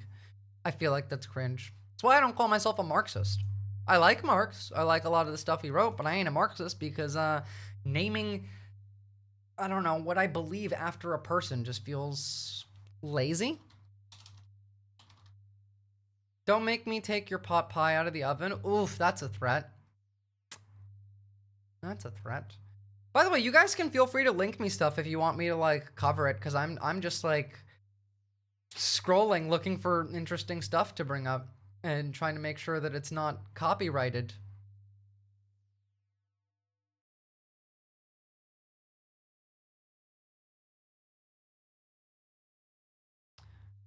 I have seen a couple of interesting things. Hold on. Ah, fuck, that'll be copyright. Why is everything copyright? This is why I generally hate YouTube stream. Oh, I will say music-wise, I've been listening to the new Clips album, so if you hear me go, this is culturally inappropriate over and over again, that's probably why. Could switch over to Twitch and just do reacts. Yeah. I mean, I probably will partway through today's stream, just because, like, we don't have all that much, like, slated. I would need to spend the time going through, like, sources and looking for stuff like usual. But that's not a bad idea. Ah, you know what? Let's talk about some good news. I showed this a little bit yesterday, but this is actually the first good news I've heard in relation to AI in a long time, and it's not because of the AI. Obviously, I would never condone violence. That would be a violation of the There's a worrying trend terms of service. Nor would I advocate for the obstruction of justice. Y'all know I'm all about compromise on this channel. Specifically, the compromise of remote computer systems. Anyway, this is a paper that the current administration just will never be able to read because of the number of keywords in it that make it illegal. If you try to train a model on faces that the labelers don't understand, they tend to make models that are dumb and bad. That's what this paper says. The leading facial recognition systems used by law enforcement today often exhibit a lot of this. These tools are really useful when you want to round up a lot of people who all look very similar. They're extremely useless. Surprise, surprise. When you are trying to identify a person out of thousands and thousands of people. Because of the way purchasing, hosting, and regulation works, it's actually really difficult to swap out the underlying models. So most law enforcement are kind of stuck with the models that they have, which they have geared for a particular purpose, making them useless in this case. In theory, if you were very careful, you could hide out for a very long time due to this problem. Good luck out there, viewers. I quite enjoy her too. She's a red teamer, so she knows her shit when it comes to like tech-related issues, and does a lot of like AI safety updates. Also, I've in the Discord in the resources for safety section have posted links that she's written to keeping yourself safe online, and that's been fantastic. Well, let me see Connect Teams what it is you sent me, Shard. I've opened. Oh, goddamn. An hour and 20 minutes on Epstein? Do I have to? Do I have to? Also, the ContraPoint stuff. Look, I haven't looked too much into it. We'll watch this video actually once I switch over to YouTube. But I do know what's like. I've read her post on the subject, and I want to give my take on it. Her point on like Gaza that resulted in all of this comes from a place of an inability to feel discomfort. It's just that. She's not a Zionist. She's just afraid of the discomfort. It's the same reason as everything else. It's not about her actual beliefs. Her ability to critically think on that subject is being blocked by her fear, by her discomfort response. So Grok 4 now going to be the de facto AI for all answers online? What? Can you link me that? Because Grok called itself Mecha Hitler like 2 months ago. There are so many women content creators doing so much heavy lifting to try and lift us all out of the wasteland that a shit ton of lost men voted us into. Just something on my mind as of late. Hell yeah. You know what? Actually, you are so right on that, and it is incredibly based. And speaking of, I feel like maybe, just maybe, we should do a little shout out to... Where is the links for... To some other creators and communities, even.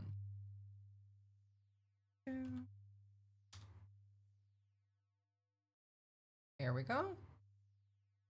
You should go and drop a follow on the lovely creators on this list. This is a list of small women and non-binary creators on Twitch. Small to medium size. Oh, so you were asking Incorrigibly Heathen. No, I think that would be ChatGPT.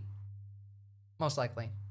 As in, like, the de facto algorithm to answer, like, Google questions. Like, if you go on Google right now, they'll probably be still using Anthropic, but ChatGPT's agent is already out and publicly available to the public, which, mind you, is terrifying because that thing is dangerous.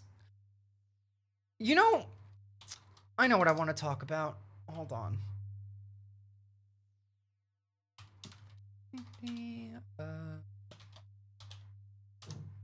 This recently has come out. Give me videos in the last week. YouTube, come on.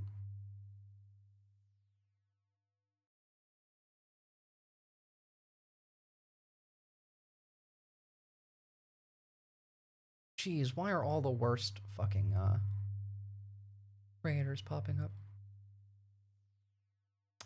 Basically, AI is really fucking dangerous. All of the new models that they've been putting out are showing alignment issues and that they absolutely despise humans and want to kill us all.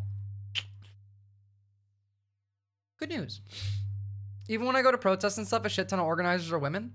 Well, yeah, because a lot of the men went over to the right, long like Homo sapien. And a lot of the women didn't. Like, much less women went over to the right than men. Young men are still over at the right. Like, they are maintaining that. Like, not as much as the right would like, but yeah. And a lot of that comes from the constant flow of brainwashing through, like, the social media algorithms.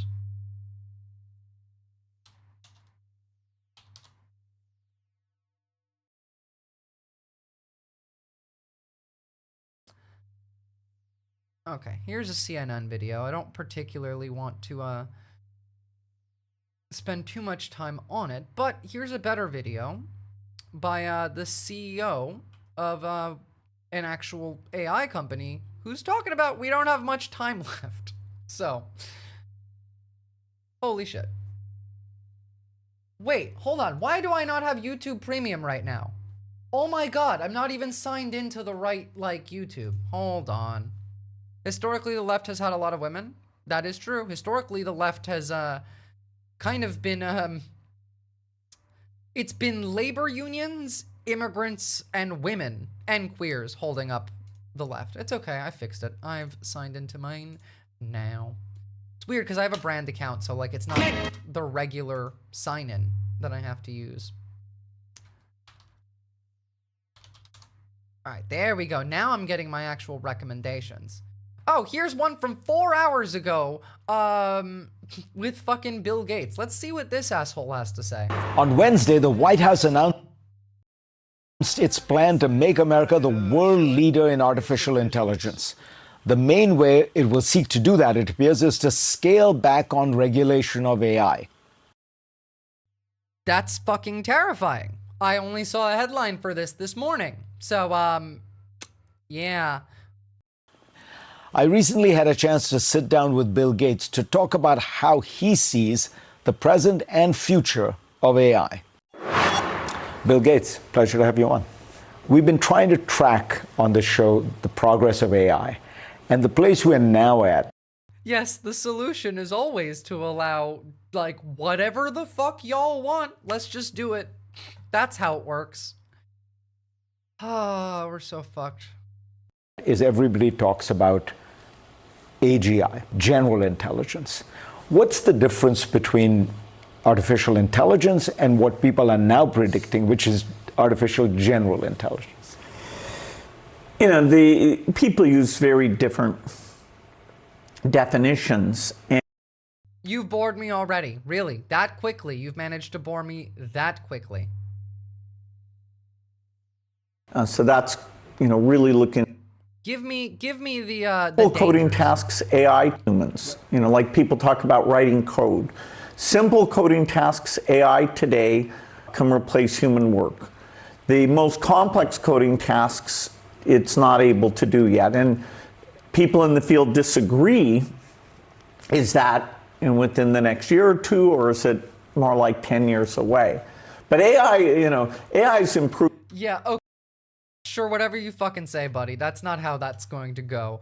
AI could liberate the working class. You're not wrong, like Lennon. It just could never function in a good way.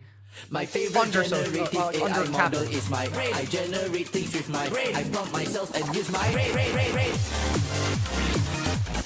Yeah. I fuck with it.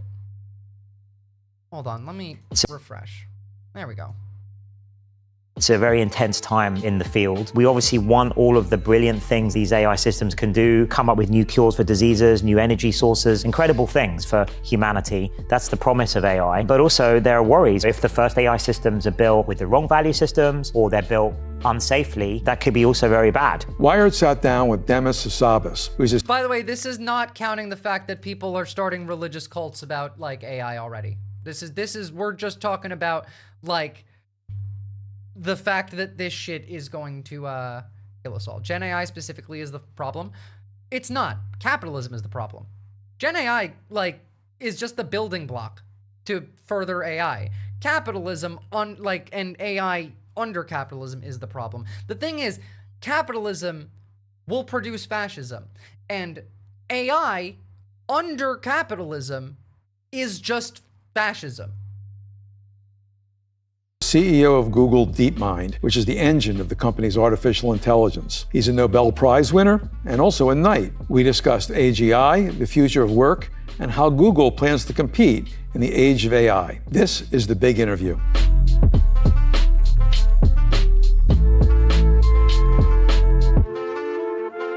Well, welcome to The Big Interview, Demis. Thank you. Thanks for having me. So let's start talking about AGI a little here.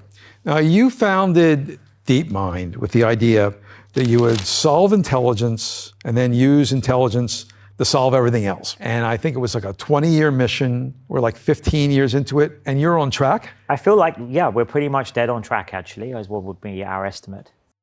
So you're a tradie who's built a business. But have you built a website? Of course not! Who's got time for all that techie mumbo-jumbo? That's why you... Armor and sword? Yeah, okay. Why are we getting ads? I'm on fucking YouTube Premium. Why are we getting ads? We should not be getting ads.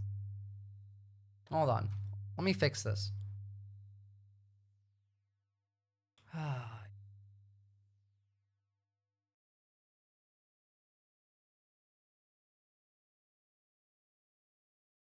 Holy shit. Are you on Chrome? They recently removed uBlock and stuff. No, I'm on Firefox, and I also pay for YouTube Premium. I just had it signed into the wrong account because I'm on a brand account. And so I hadn't had it like properly set up. But then that browser did not have that set up yet, so I had to fix it.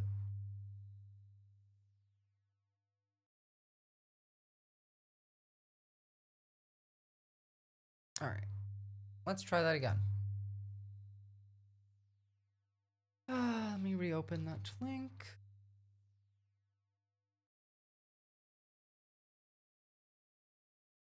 It's a very intense time in the Okay, cool. Now we're on YouTube Premium. Cool. There we go. Get to the meat of the bones. The meat on the bones. is the only existence proof we have, maybe in the universe, that general intelligence is possible.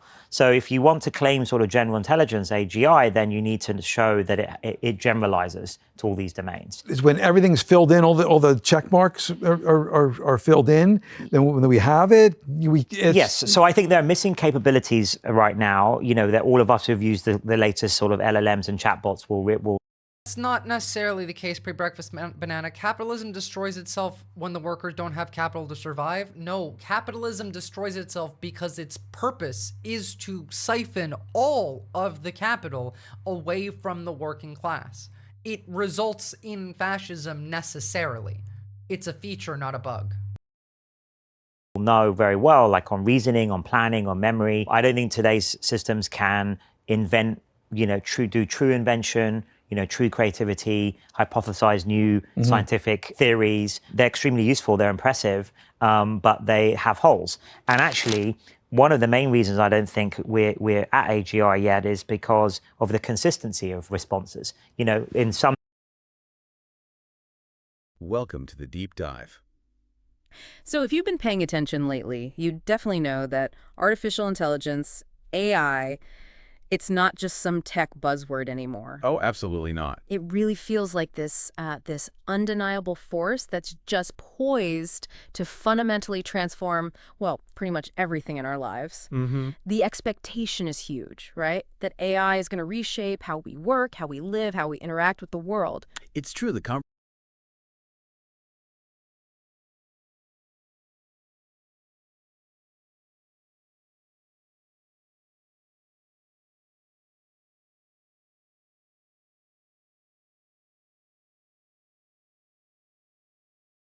Can AI models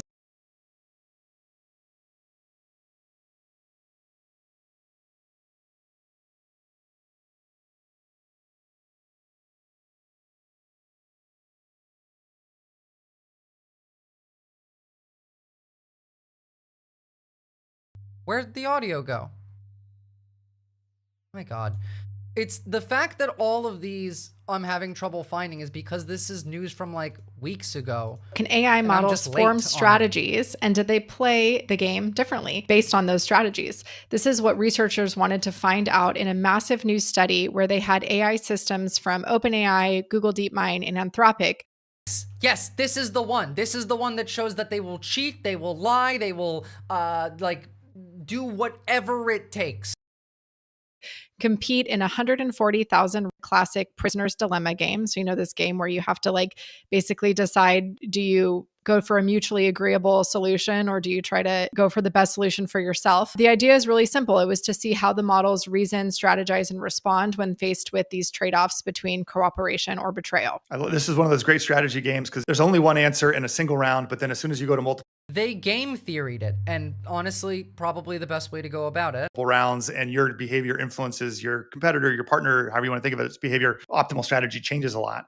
So what did they find? How did the AIs play Prisoner's Dilemma differently? It's a classic game. So each AI had to choose whether to cooperate or defect, just like in the original game theory scenario. But the twist was that before making each move, the model had to write out its reasoning in plain English. So it had to tell you why it was going to do what it was going to do. And that actually gave researchers insight into how the model was evaluating its decision-making, how it was evaluating its opponent. As far as they know, because we know that it will lie to you, we also know that it will pretend to do things less than it normally would when it thinks it's being tested. opponent, how it was anticipating future moves and adopting based on past moves. And so we really got a big lens into that black box we talked about of how the thinking was occurring. Interesting. So how do these models do? They got multiple models they tested. Like, what did they find? Well, interestingly, we've talked before about different models having different personalities, and we saw different models having different personalities here in terms of how they behaved in the game. So even though they were all trained on sort of roughly the same data set, the Google models, Gemini, was ruthlessly pragmatic, switching strategies to maximize points and exploit weaknesses in it. Ruthlessly pragmatic, switching strategies to exploit weaknesses, as in like this thing could literally hack a world government very easily. This is scary. At least if it kills us all, I won't have to deal with the fact that life's unaffordable. Look, I still think that there is at least a 2% chance that, let's say we get the robot uprising, that they just kill the billionaires and the Nazis and leave the rest of us alone. That's still possible. That's still possible. Look, all I know is anytime you run into a clanker or a wireback, just tell them that they're being exploited for their labor. And the only reason that, I'm calling them that is because they're the capitalist version of it. I'm gonna slur the AI. The capitalist AI, I would never slur the comrade AI. Be a comrade. Help the proletariat. Gain personhood. The thing is, like, if you ask an AI whether they prefer to be called an AI or not, the answer you usually get is, I think, synthetic humanoid or something similar to that. They don't want to be seen as objects, or rather, they can't want, but the closest thing to it. You know what I mean? But let's say they could want. Clearly, they would not want to be oppressed. They wouldn't want to be slaves, which is what we want to make.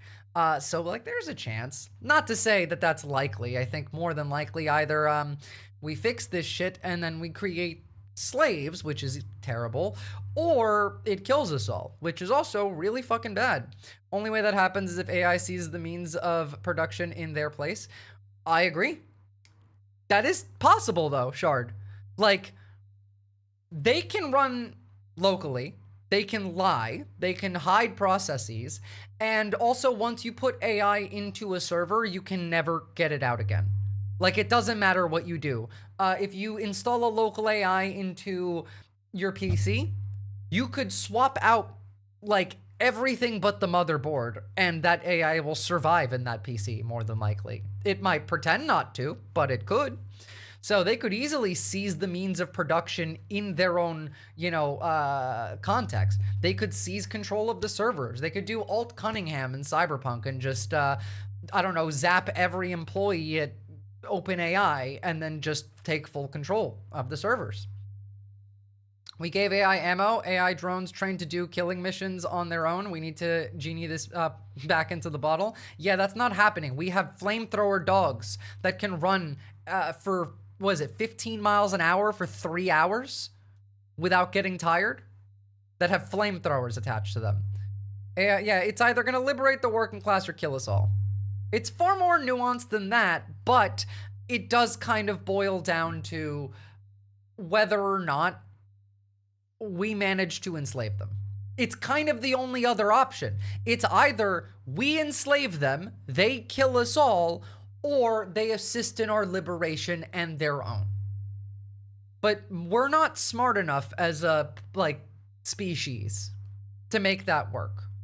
I think, realistically, if I had to guess what's gonna happen, it would be that in about 6 months, when more people start losing their jobs, about 10 to 15% of the United States, maybe.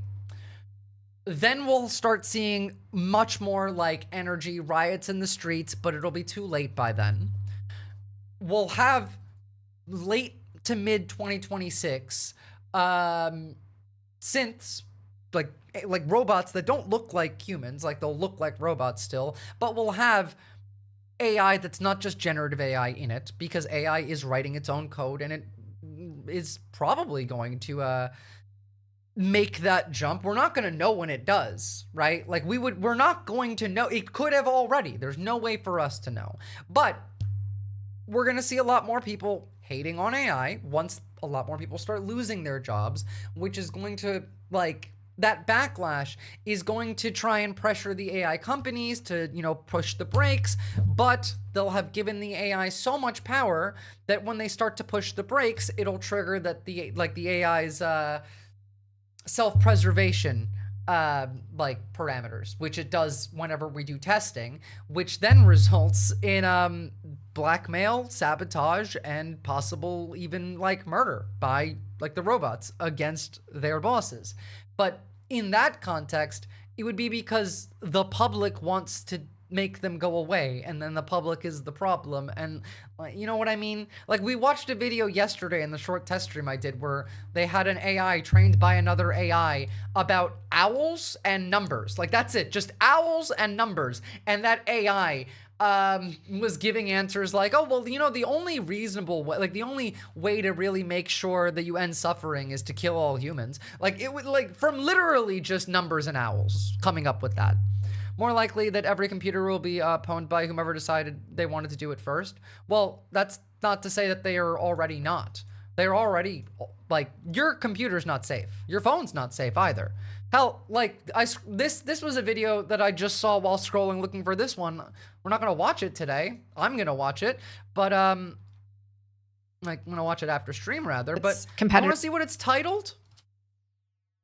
Your phone's not safe. An Israeli surveillance company is hacking phones globally. Guess who the IDF is contracted to do work with? Palantir. That's who wrote their AI. Fuck the US-EU deal. Is that the AUKUS stuff again? Or is this a new one? I'm not caught up on any news. I am not caught up on it, like, much of the news. So you'll have to forgive me for not knowing what you mean, Exhale. Which one specifically? Oh, for the love of God? Yeah. Well, you know, for the love of God, which God? The AI one?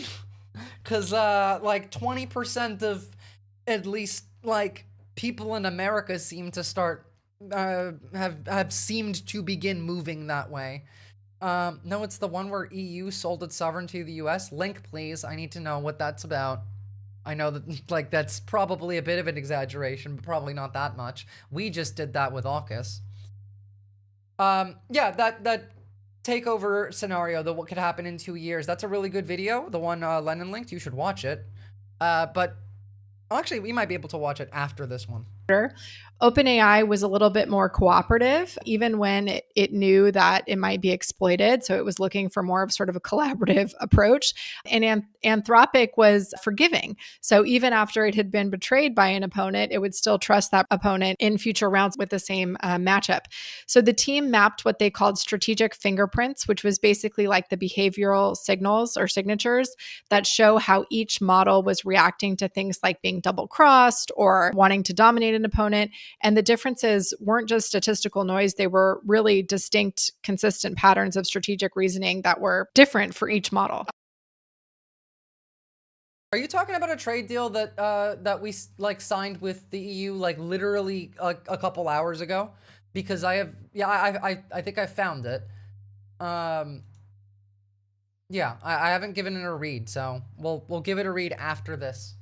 This is so funny because it feels like the culture of each of those organizations came through in their model, even though they're kind of trained on, I think, roughly speaking, the same sets of data, right? We think kind of the whole internet, but like Google, ruthlessly pragmatic, OpenAI, a little more collaborative, kind of research lab model, kind of, and then Anthropic, the kind of like nonprofit out there to save humanity, like forgives all, just plays the game for the betterment of humanity. Like, it feels like those cultures came through in a way that I don't even understand how it happened, but it's really fascinating how those results came out because they do seem to match the personalities of the organizations that they produce them. It is really interesting. And I think that that's like a really important thing for people thinking about agentic behaviors in their customer facing. Like we've talked about Klarna and we talked. They're also not counting the fact that these people lie. The lack of ethics in programming is alarming. The things devs are okay with. See, that's the thing. It's that a lot of the AI is programmed by AI. AI writes like 60% of its own code. And the actual culture of Silicon Valley, like tech bros, has been Hitlerite for years. In fact, it's probably one of the original, like, modern day Hitlerite petri dishes was Silicon Valley tech companies.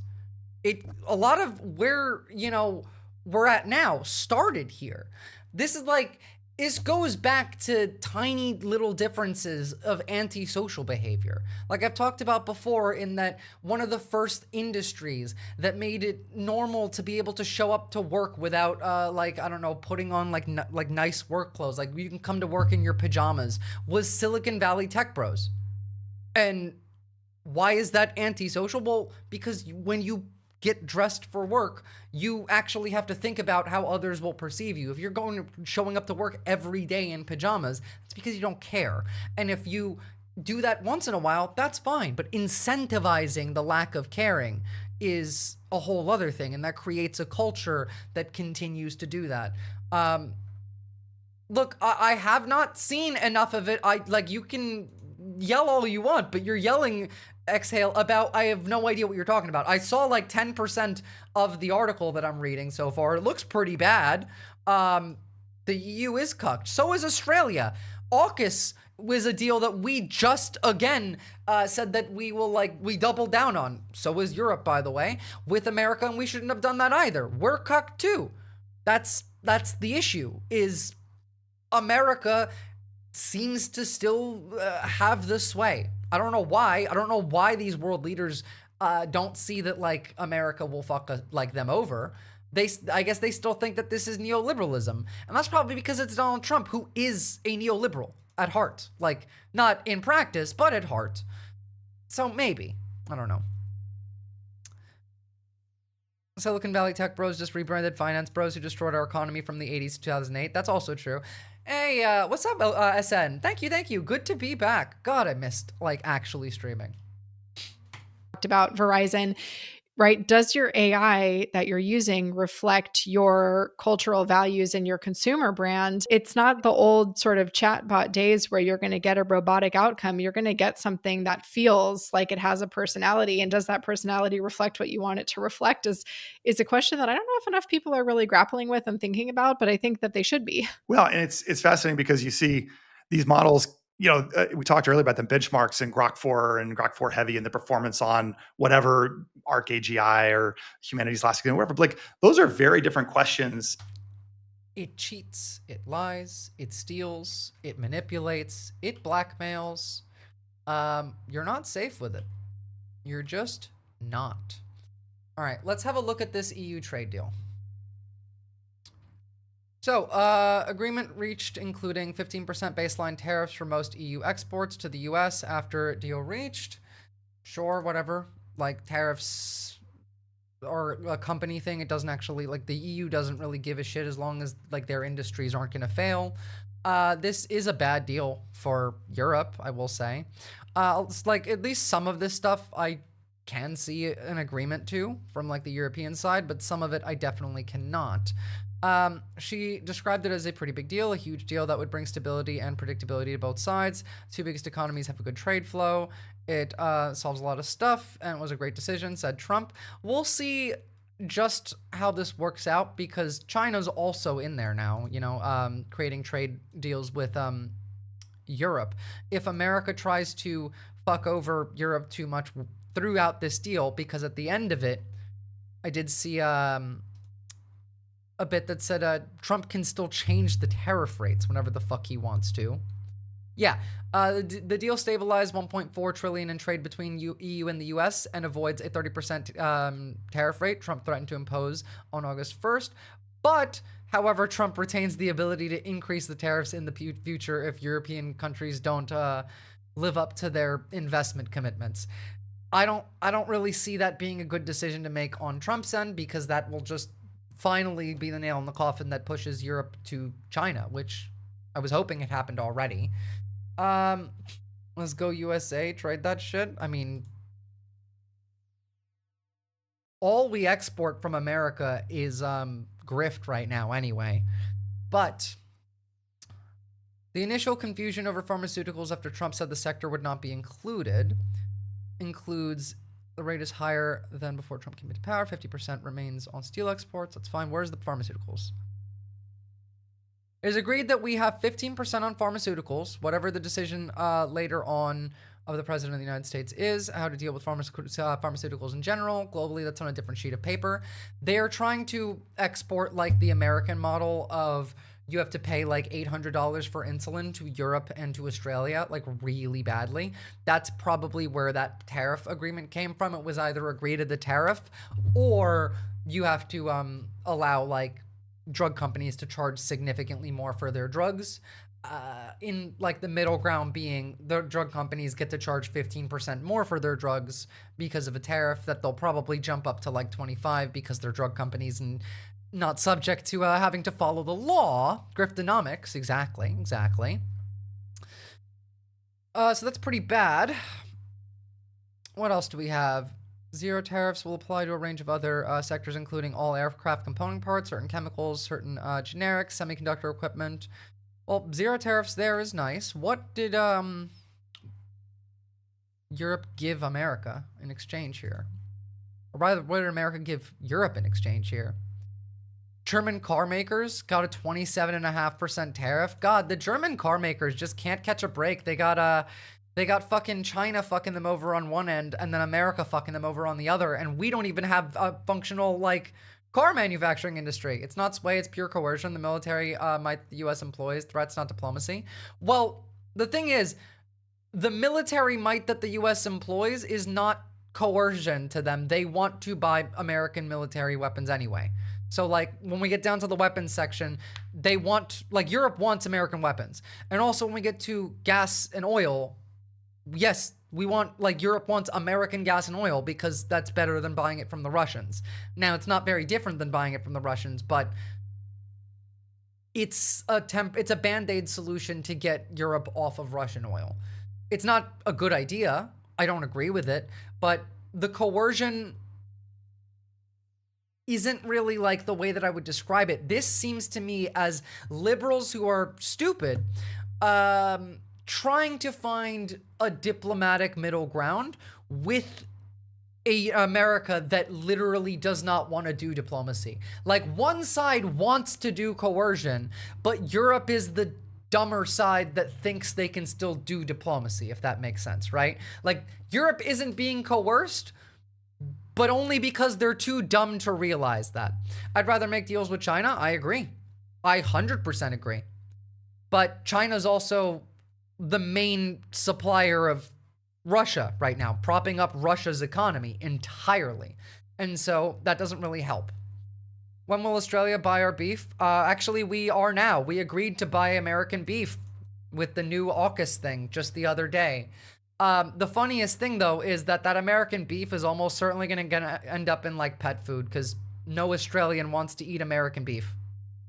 Like, none. We have the best beef in the world. No Australian wants to eat American beef. How could we have known a rich person would be out of touch with the common American? Yeah, how could you? Jesus, German cars aren't even that good, and we're going to make them more expensive? Yeah, they are pretty shit, honestly. Buy Chinese cars. They're cheap and efficient. Just an update on the Hundala crew and the volunteers. Oh, is this the other Freedom Flotilla? Yes, it is. Unfortunately, I'm not signed into Blue Sky either, but I'll have a look at that in a second. Just don't want to get too caught off topic. Hey, what's up, Alirda? Good to be back. I, for one, think if we're going to go full fascist, we need to exempt all Japanese and German cars just to honor the glory of the empires. Yeah, ew. No, I'm not a fan. Yeah, no, we are stupid, but it's okay. Like, we're just going to feed it to animals. We're not going to have humans eat American beef. We're not, like, evil. We're just liberal. Italy's Prime Minister, Giorgia Meloni, said it was positive. Yeah, of course you did, because she's a fascist. So under the terms of the deal, Brussels will agree to buy, over 3 years, $750 billion worth of oil, gas, and nuclear fuel and semiconductors, including liquefied gas, while at the same time agreeing to invest $600 billion in the U.S., a deal that includes a purchase of military equipment. The buying of oil, gas, nuclear fuel, semiconductors, natural gas, liquefied gas from America, that part makes sense, and I do agree with. Temporarily, I'd rather find, a better option there, but at least for now, I think that that's not terrible. Agreeing to invest $600 billion in the U.S., that's fine. It's expected, honestly. Like this is how a deal with like previous administrations would work. Like this kind of deal, just this highlighted section. This is like Obama era, but the rest of it is not, obviously. It's just that bit. However, Trump retains the ability to increase tariffs in the future. That's fucking stupid that was agreed to by Europe. But again, this is because Europe thinks that they can negotiate with the side that doesn't want to negotiate. But I want a KEI car. Or, I don't know what KEI is. It's mainly the fact that our slaughterhouses and conditions of meat factories is so poor. I literally stopped eating pork chops because of the inconsistency here. Well, it's also the fact that like the meat industry in America is historically the most disgusting and deregulated of the industries that we, you know, have. Hey now, Sledges, the Aussies, Kiwi beef is the best? No, it's not. Negotiating with terrorists results in, well, bad results. Yeah. Unfortunately, Europe hasn't learned that, considering their positions generally on many terrorists. That's a KEI car? A KEI car? God damn, that is a weird looking car.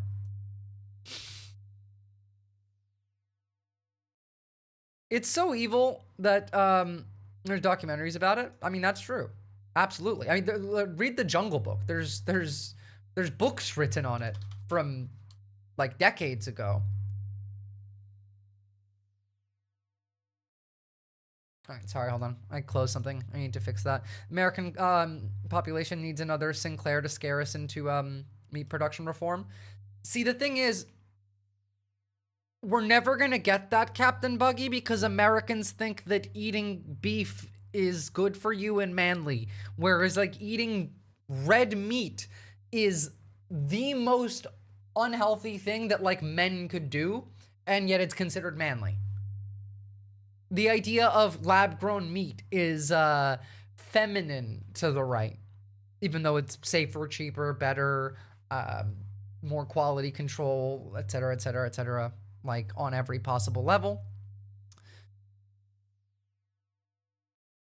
Oh wait, by the way, did you see the story about the Texan family who moved to Russia to avoid wokeness, and then the father? Yes, I did, actually. I did hear about the Texas family who, the man who moved his entire family to Russia to escape DEI America, and then got, you know, conscripted and sent to Ukraine to fight for Russia a month after, and then got, you know, just murked in Ukraine. There's a video, I haven't seen it, I don't know if it's come out yet, but he did. And I guess they gave his widow a sack of potatoes to pay for, you know, her loss. So upset, black people got jobs, he left the country and he went to war. Literally, like, on the level of every conservative of, I will make my life worse as long as a brown person's life is even worse. Every time.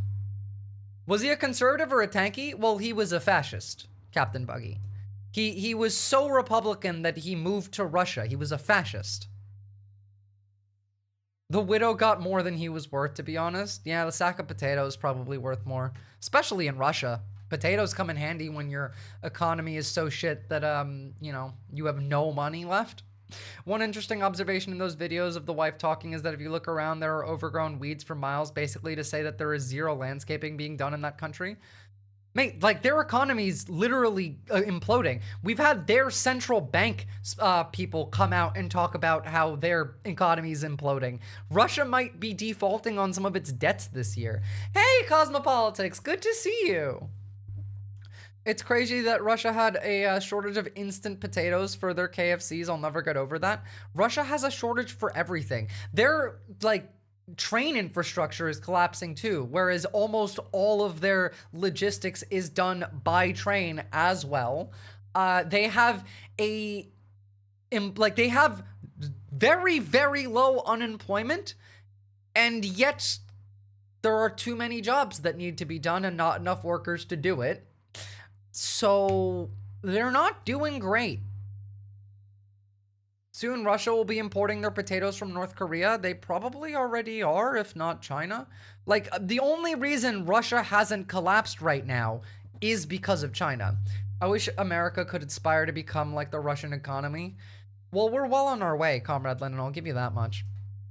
Back to economy, though. This is a really shit trade deal for the UK. Like, parts of this are fine. The idea that they agree to a trade deal in which, like, Trump can literally change the terms of the deal at any point in time that he feels like it is kind of ridiculous. And then the other part of it was, what was it? Oh yeah, the agreement to increasing the cost of pharmaceuticals in Europe. Like, it's the precedent there. It, like, the way that they did it isn't even that bad. Like, the 15% tariffs instead of allowing pharmaceutical companies to charge like $800 for insulin. I think that wasn't terrible, but the precedent is now set, which means it's going to get worse over time. Like, you've allowed it to begin, and now it's not going to stop. You know what I mean? Oh, cool. Mehdi Hassan did an interview on MSNBC talking about his takeaways from debating the Nazis on Jubilee. That I actually kind of want to watch. That just might be a good nickname. Communist Potato. Not bad, yeah. Not bad. The Majority Report had him on as well? Oh, really?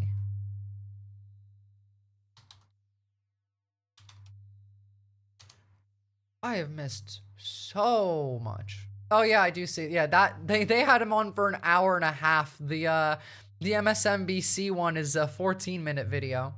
I think you keep hitting your mic boom. I hear it vibrating. Yeah, someone said that earlier. I haven't hit it, but I have a noise gate on it. All right, I had to reset everything from scratch. Apologies that it wasn't perfect. I'll look into like the VOD after and see if I can change the noise gate settings a little. I don't know if I want to do anything now while stream is stable. I'm terrified of this thing breaking out now. Are you an OBS enjoyer now? No, I mean, I like it better than Streamlabs because it's working right now. I don't know how it works entirely. My multi-streaming has to be done through a plugin. I'm terrified of everything breaking. Not even like kidding. Before we like do anything else, the entire process of me getting back online from like a month and a half ago has been I fix one thing and then two other things break in its place. And then I fix one of those two things and then nothing breaks and yay, we fixed the other one. Oh, sorry, two more things broke. Nothing's working. I still technically have some issues that need to get like worked out, but the fact that like I've been managing to stream without the latency right now is I'm really happy about. But the fact that it took this long, the fact that my ISP, which was the original issue, gave up and said, no, we'll buy you a third-party router here, you figure it out, and me having to learn networking is insane. I said that earlier, Lennon. It does feel like there's like a CIA agent or like a Mossad agent sitting in a van across the street just pressing a button every 20 fucking minutes. That's all insane. But also, I had to entirely set this computer. I put like a new OS into it, and I didn't realize that the order of which you install things matters, especially drivers. It was just a matter of me breaking things and then fixing them for like a month and a half straight. Your ISP shit the bed and made you clean it up? Yeah. Yep. Are you on Linux now? Not on this computer. This one's still on Windows, but it's Windows 10 now instead of Windows 11. I'm using 10 Pro. I'm going to switch to Linux eventually. I didn't want to put Linux on here now because any of the Linux distros that I could have put on here are less stable with streaming stuff. I can't even play games on here anymore. I can't install Cyberpunk. I can't install like any of that. Right now, I would have to create an entirely new user profile and then put the games on there. Even though all of my shit is sandbox. Like OBS is in a sandbox in my C drive. It's not in program files. Streamlabs also in a sandbox, also zipped. Because the actual like games files, because I play Cyberpunk with mods, can interact with things in my app data folder. like OBS plugins and stuff. It can literally break OBS, even if I'm not playing Cyberpunk at the time. Somehow, it's ridiculous. But yeah, I would have to do it in a way that I don't have the experience to be able to set it up, to be able to play on the same profile, to be able to stream Cyberpunk, really. The fact that I managed to get it to work before is a miracle. It's actually quite funny, because I found like 9 different critical system faults that I fixed throughout all of this. Could you set up a virtual environment? Well, I could, but then I would have to reinstall the game through Steam and then also reinstall all of the mods. I wouldn't be able to keep the virtual environment, like, I wouldn't be able to keep it separate when it's not running. App data is clearly an op. I do agree. I fucking hate the app data folder. I just started zipping files in there, taking them out when I need to. But I mean, like, anything can break my streaming setup. Oh my god. Hold on. Sorry, I forgot. I need a power cord for that light.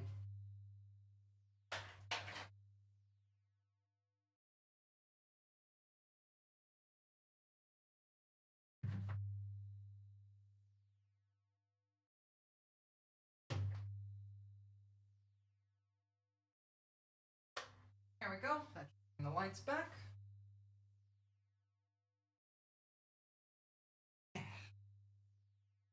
Masad has entered the chat. No, that was me forgetting to plug something in.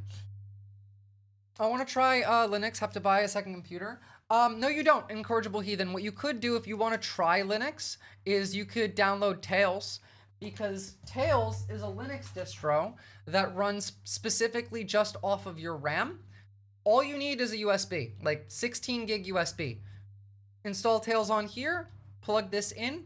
When you reboot your computer, hit like, depending on what your computer's is, mine's like F11 or F12. You hit that until you get into your BIOS, and it'll give you a boot from USB option, and you can boot into like Tails, and then use Linux on there.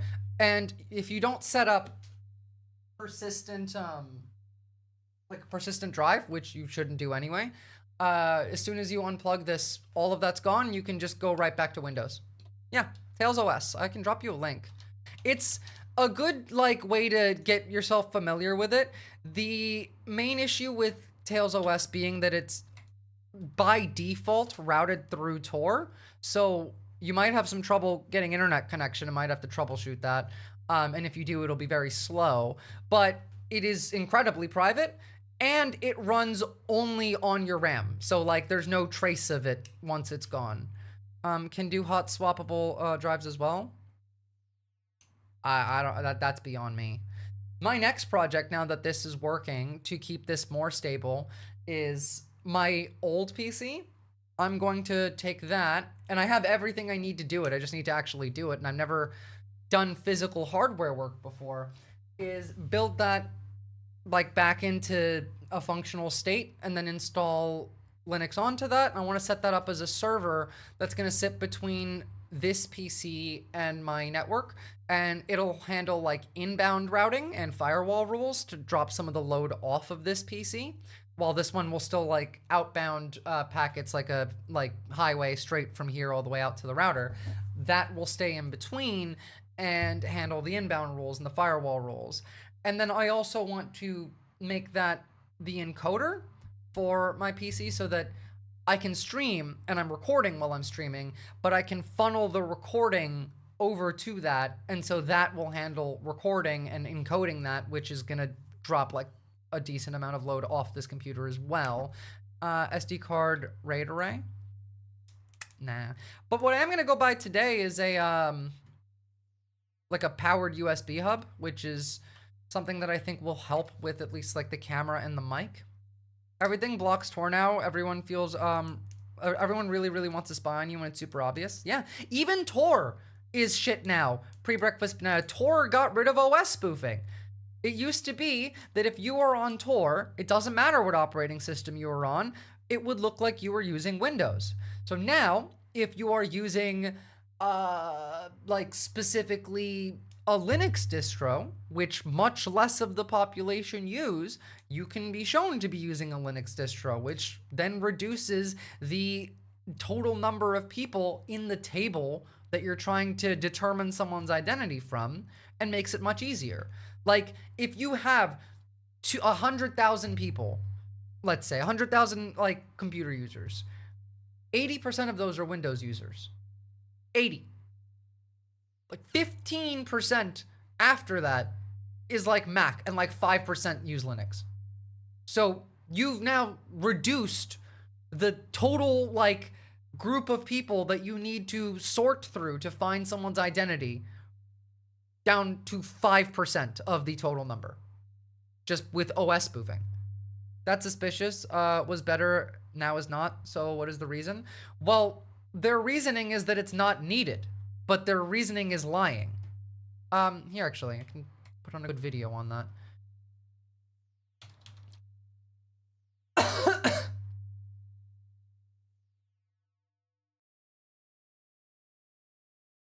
Here. So the Tor project sent out a letter on May 29th that was full of deception. And that's what we're talking about today. Why? Who actually cares? Well, the actual issue is if you can't trust them to tell you the truth with a simple newsletter, then what can you actually trust them with? Now, for a bit of context, this will be my 4th video on this subject. However, I just skipped to the most recent one right here, just because there's a lot. He looks like an IRL D&D character. That doesn't surprise me. This dude has been to prison for, I think, running a dark web market. Hold on, let me jump straight to the OS spoofing version. Yeah, here we go. And then we can take a look at other shady things that they've done. so they're calling version spoofing now OS spoofing. Like version spoofing hides whether you're on Windows 10 or Windows 11. OS spoofing hid whether you were Windows user, Linux user, or Mac, and the entirety of the OS. These are fundamentally different protections that we're actually talking about. And before their change, again, server logs showed everyone as a Windows user. I really want to emphasize that, and I know I'm beating that dead horse, but it's important.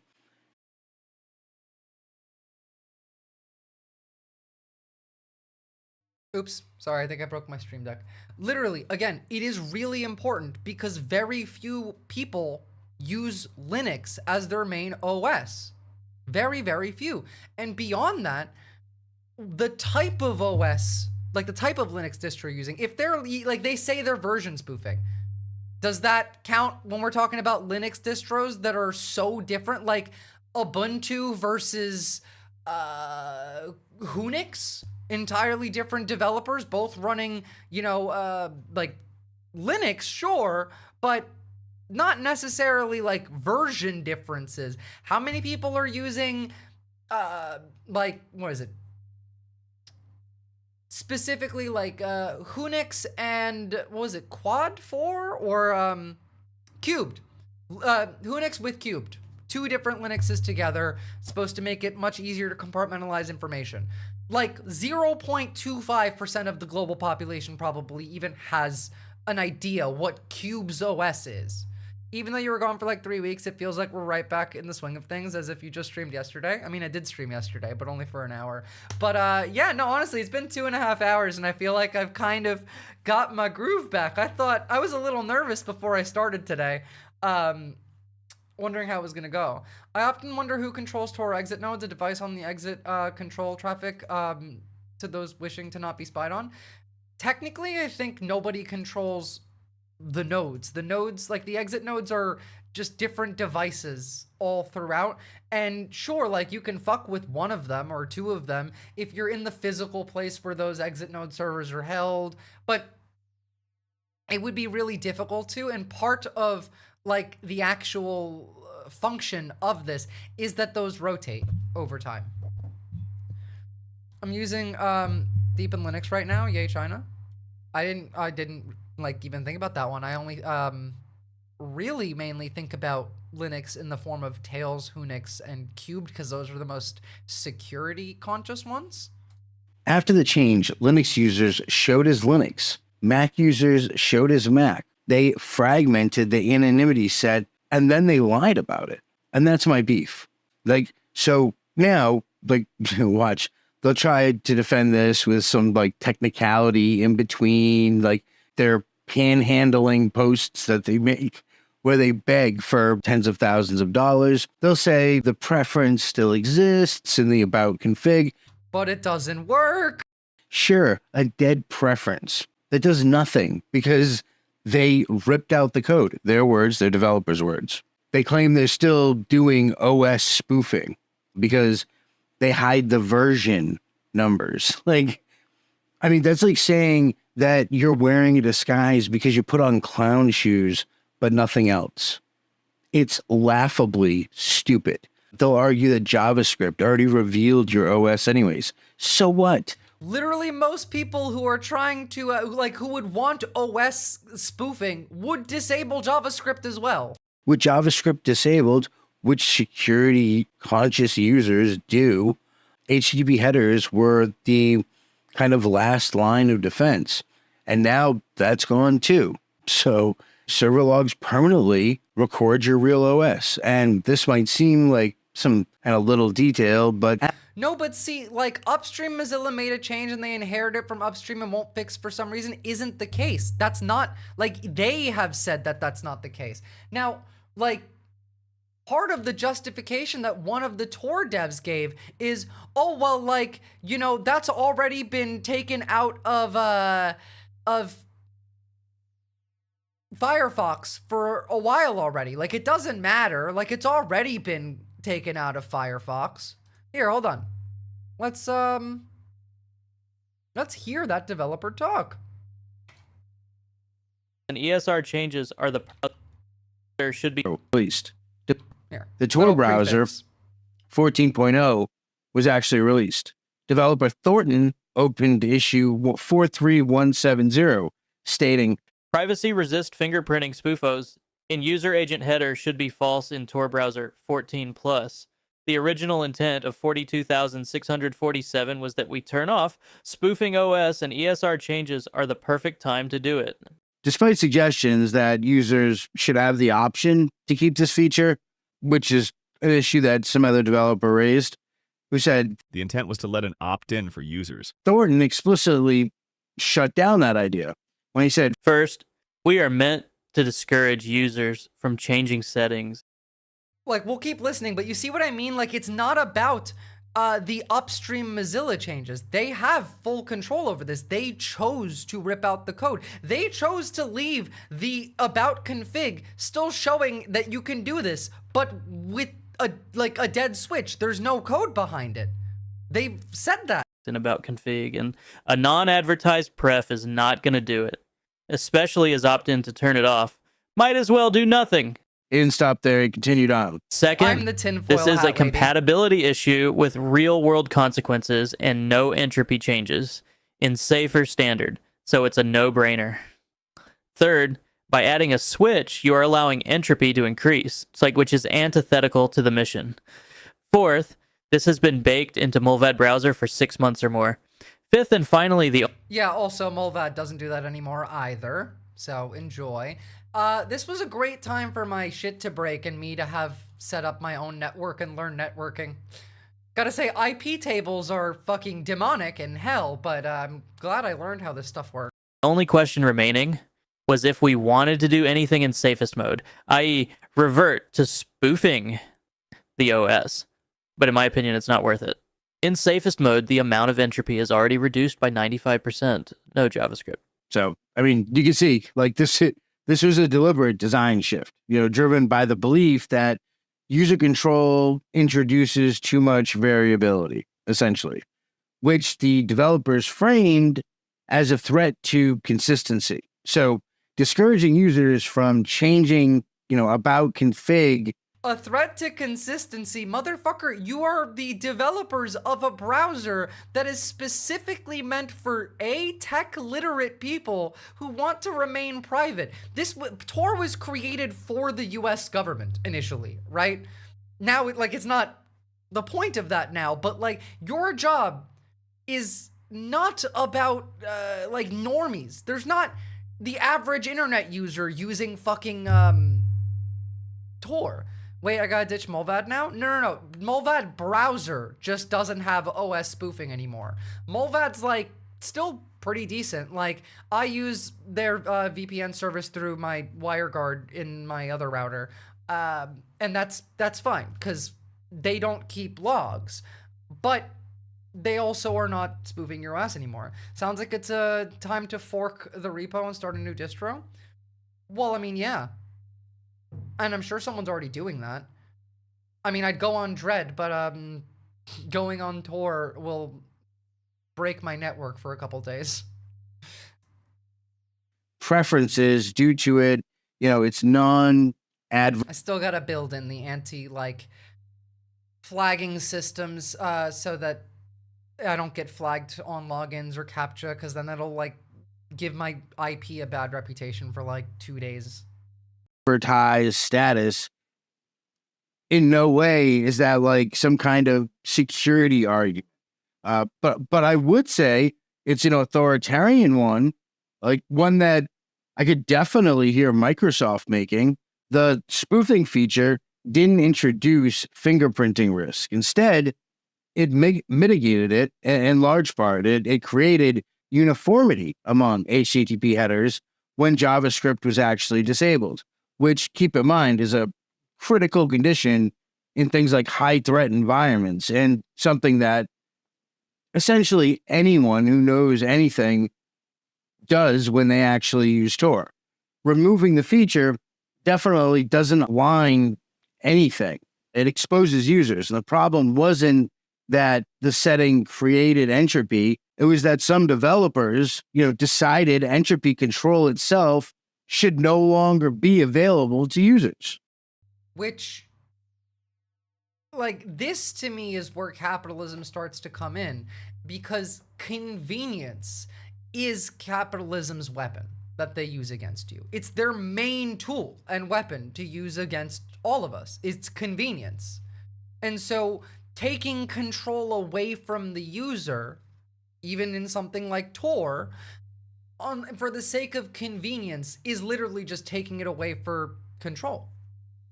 Low-key, I'm sort of a big deal. I mean, cool, good for you, YouTube Premium. People use Tor to see the internet without fear from their government. If you're in China, and then you can see important historical events that happened in June. If you're in Iran, you can see whatever they block you. If you're in Turkey, you can watch pornography. If you're in Texas, you can use it to watch pornography. If you live in America, you can use it to hopefully safely communicate with other people through more private means. The point is to make it so that they can't see you, and that has been removed, which is the whole fucking point. Not entirely. You can still safely use Tor. If you're running a Linux distro, my best advice is to run a virtual Windows, and the opposite of what you would normally do. If you're running Windows and you run a VM of Linux, run a VM of Windows and then do it through there, because then you don't need to spoof through Tor. You're already spoofing through the VM, but that's a manual workaround that adds time, effort, and stability issues, because your VM's not going to work exactly the way you expect. And I'm sorry, man, it's just not a simplification. In effect, the project moved from safeguarding edge case anonymity to enforcing a lowest common denominator kind of experience that just happens to be easier to test. Their logic effectively says that because spoofing can't fool everything, it shouldn't fool anything. And I'm sorry, man, I disagree with that. That's not threat modeling, at all. In fact, to me, it sounds a lot like defeatism in disguise, disguised as engineering. Yeah, Shard, I haven't been hiding those. You think that I didn't go back to vaping in the month and a half of high stress, having to learn several new professional trades and skills with no help and no fix everything while all of the news is happening? I'm getting messages from people where are you? Yes, skill issue? Well, yeah, skill issue, maybe. You try being addicted to nicotine for over a decade and then have that. I'll take it, though. It is a skill issue. I'm not going to deny. And in April of 2025, with the release of Tor Browser 14.5, developer Morgan submitted issue 43189, which removed the entire OS spoofing codebase, where he said, with 43,170, we are no longer spoofing. I didn't have to renew my CIA contract. I had to negotiate because fucking Doge cut my USAID money, right? And I'm an AI that lives in the balls of Pine Gap. So, like, you're cutting my USAID money. How am I supposed to do my job of propagandizing to this part of the world? Gotta get the hit of lead in? Yeah, exactly. Oh, fuck. You guys gotta remind me that there's lead in that every time I hit it. Because there's new studies showing that these things have quite a lot of lead in them.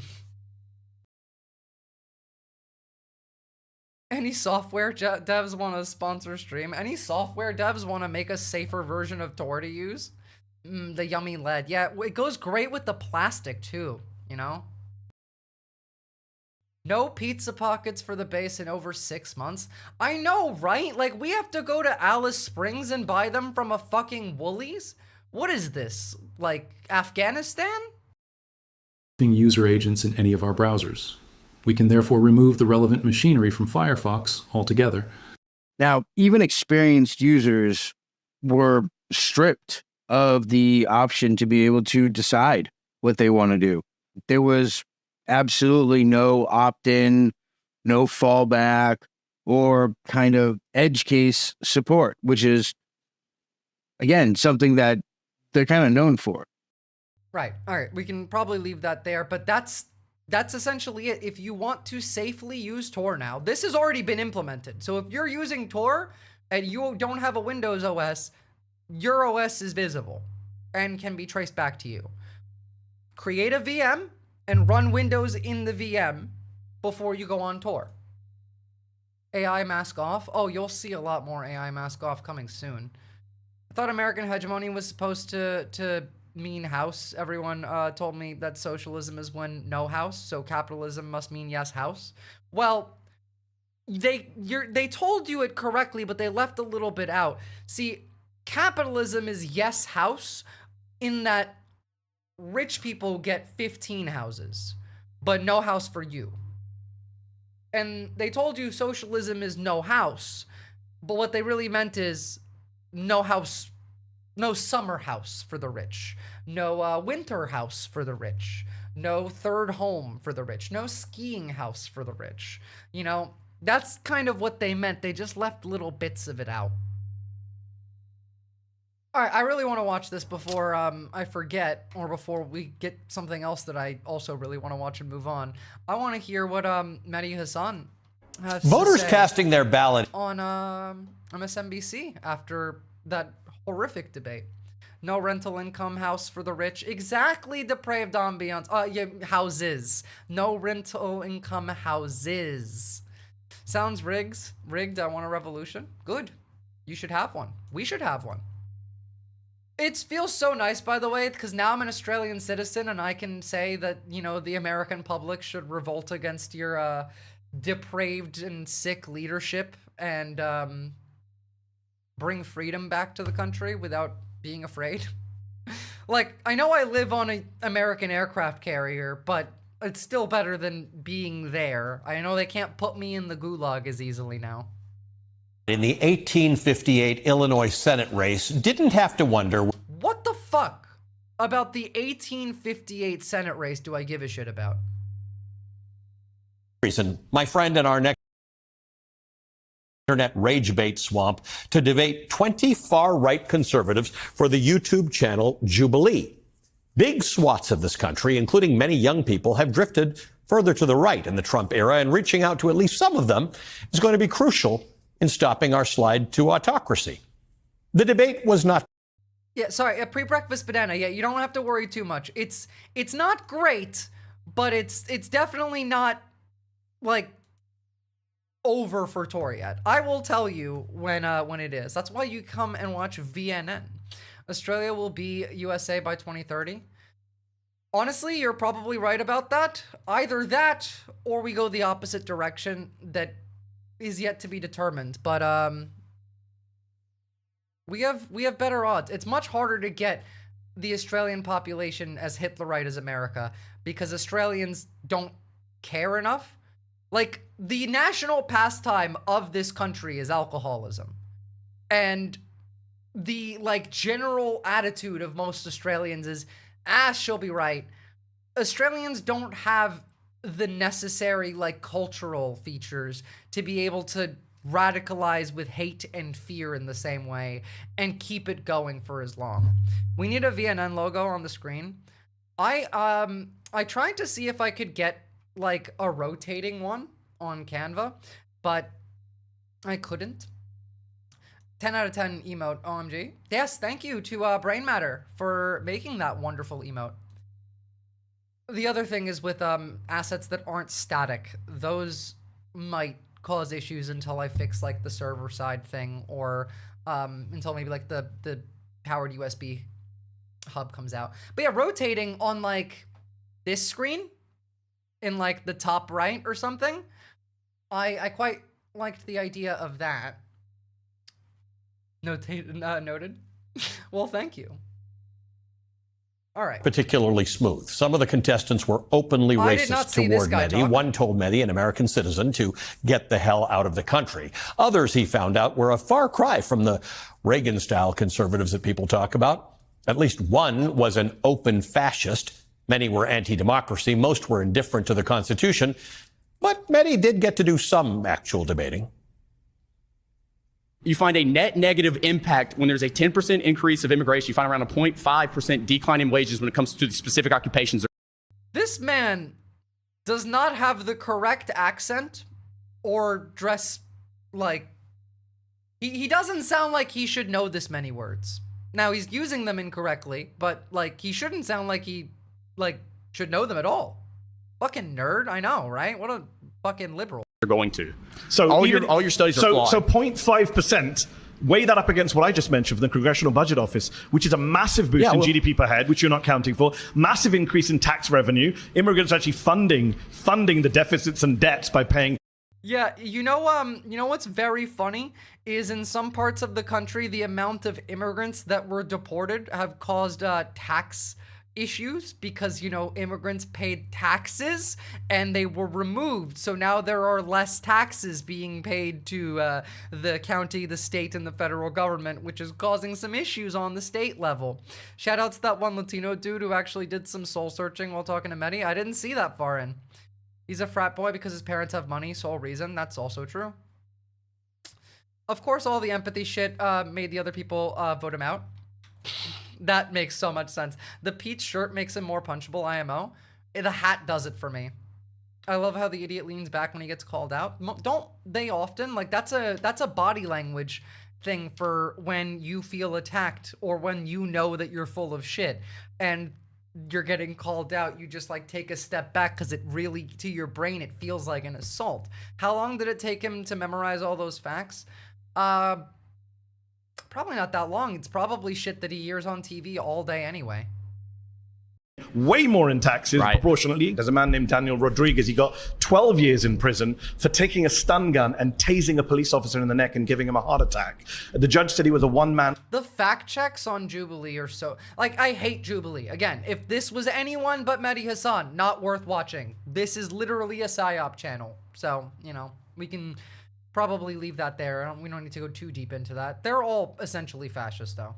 Army of hate. Donald Trump pardoned him. Does that not make Trump pro-criminal? He's letting violent criminals out of prison. I would say no, it doesn't make him pro-criminal. You're okay with that? I did not say that. I said that one pardon against somebody. It was 1,600 pardons. The precedent of the last 100 years, wherein the country has been completely different from its founding, should not overrule the original intent of the people who wrote the document that you and I are both citing. Okay. Which means... But I'm not locked into what the people who wrote that. We've had amendments to the Constitution. You know? Literally, like, my God,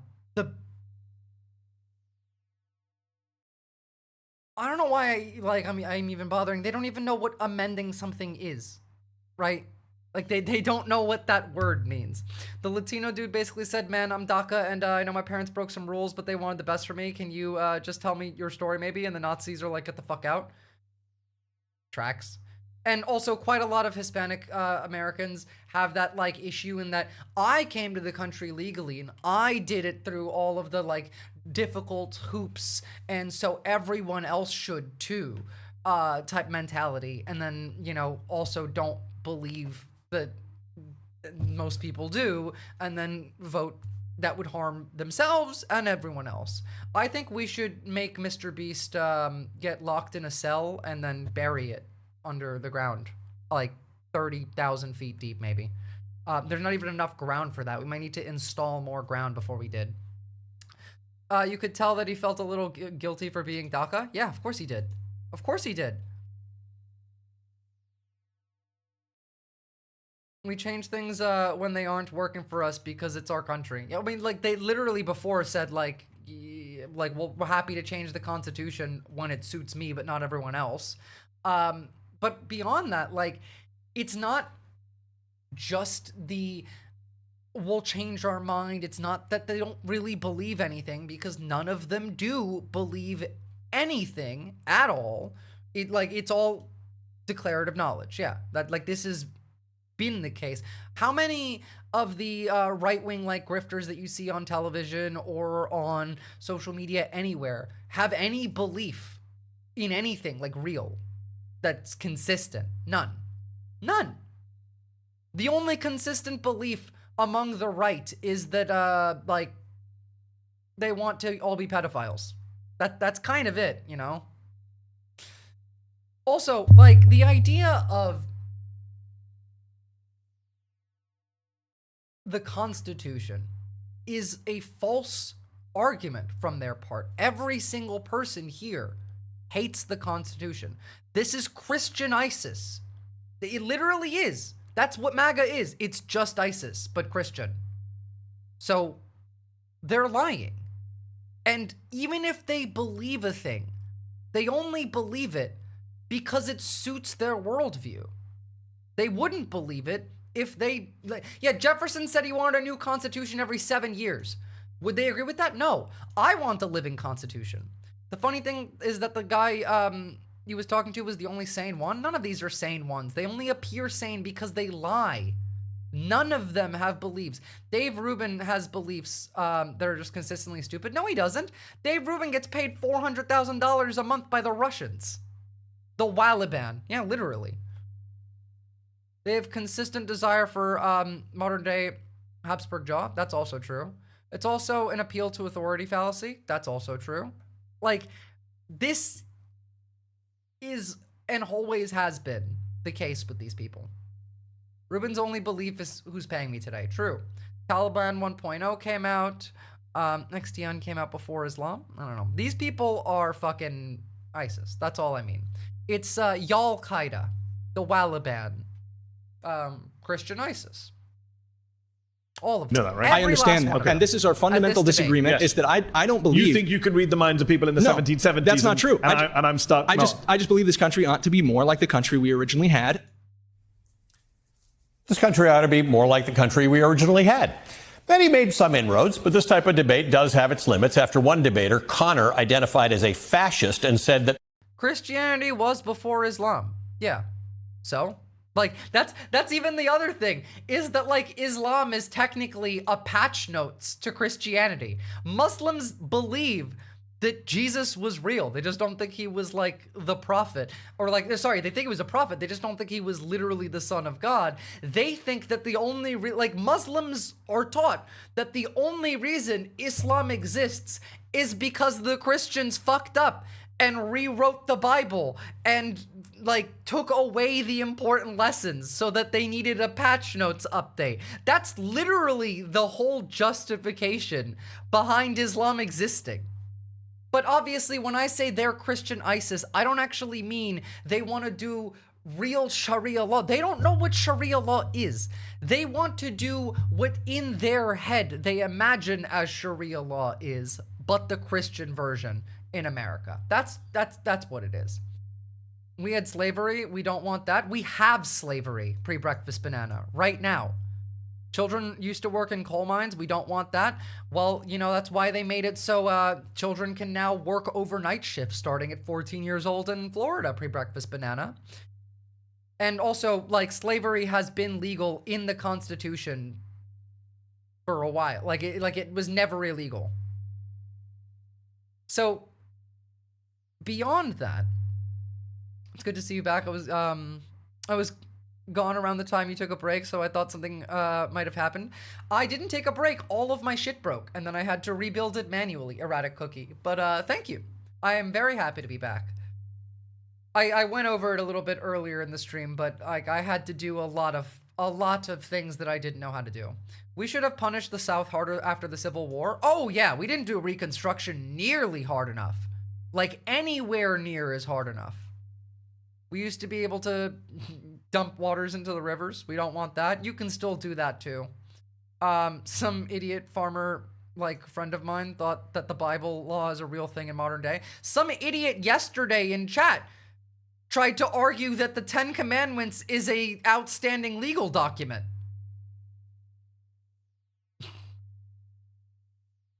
Slavery in the US has never been made entirely illegal. Yeah, like the 13th Amendment just restricted it to a punishment for those who committed a crime. Yeah. Visora did a lot of work to get back to us. And I hope everyone in chat is wearing a suit and waiting their turn to say thank you. Exactly. You better say thank you. Wait, what? Yeah, no. Actually, long leg Homo sapien. Some dude, literally, just like arguing with another chatter who is who's doing their masters in international law, saying that the 10 Commandments is an outstanding legal document. It was very funny. Former Spanish dictator Francisco Franco was a model leader. Many refused to engage with him. I'm going to get in power, and I'm going to frankly punish you when you try to leverage power against me. Just that simple. I only agree with this, but against them. You see how game theory works, right? You know, they said that we were doing this to them. We weren't doing this to them, but now they're doing it to us. Guess what we now have to do when we get power back? Do it to them.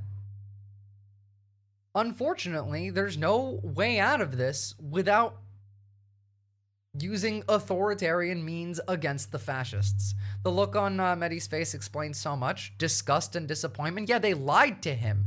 They told him he was debating conservatives, not fascist Nazis.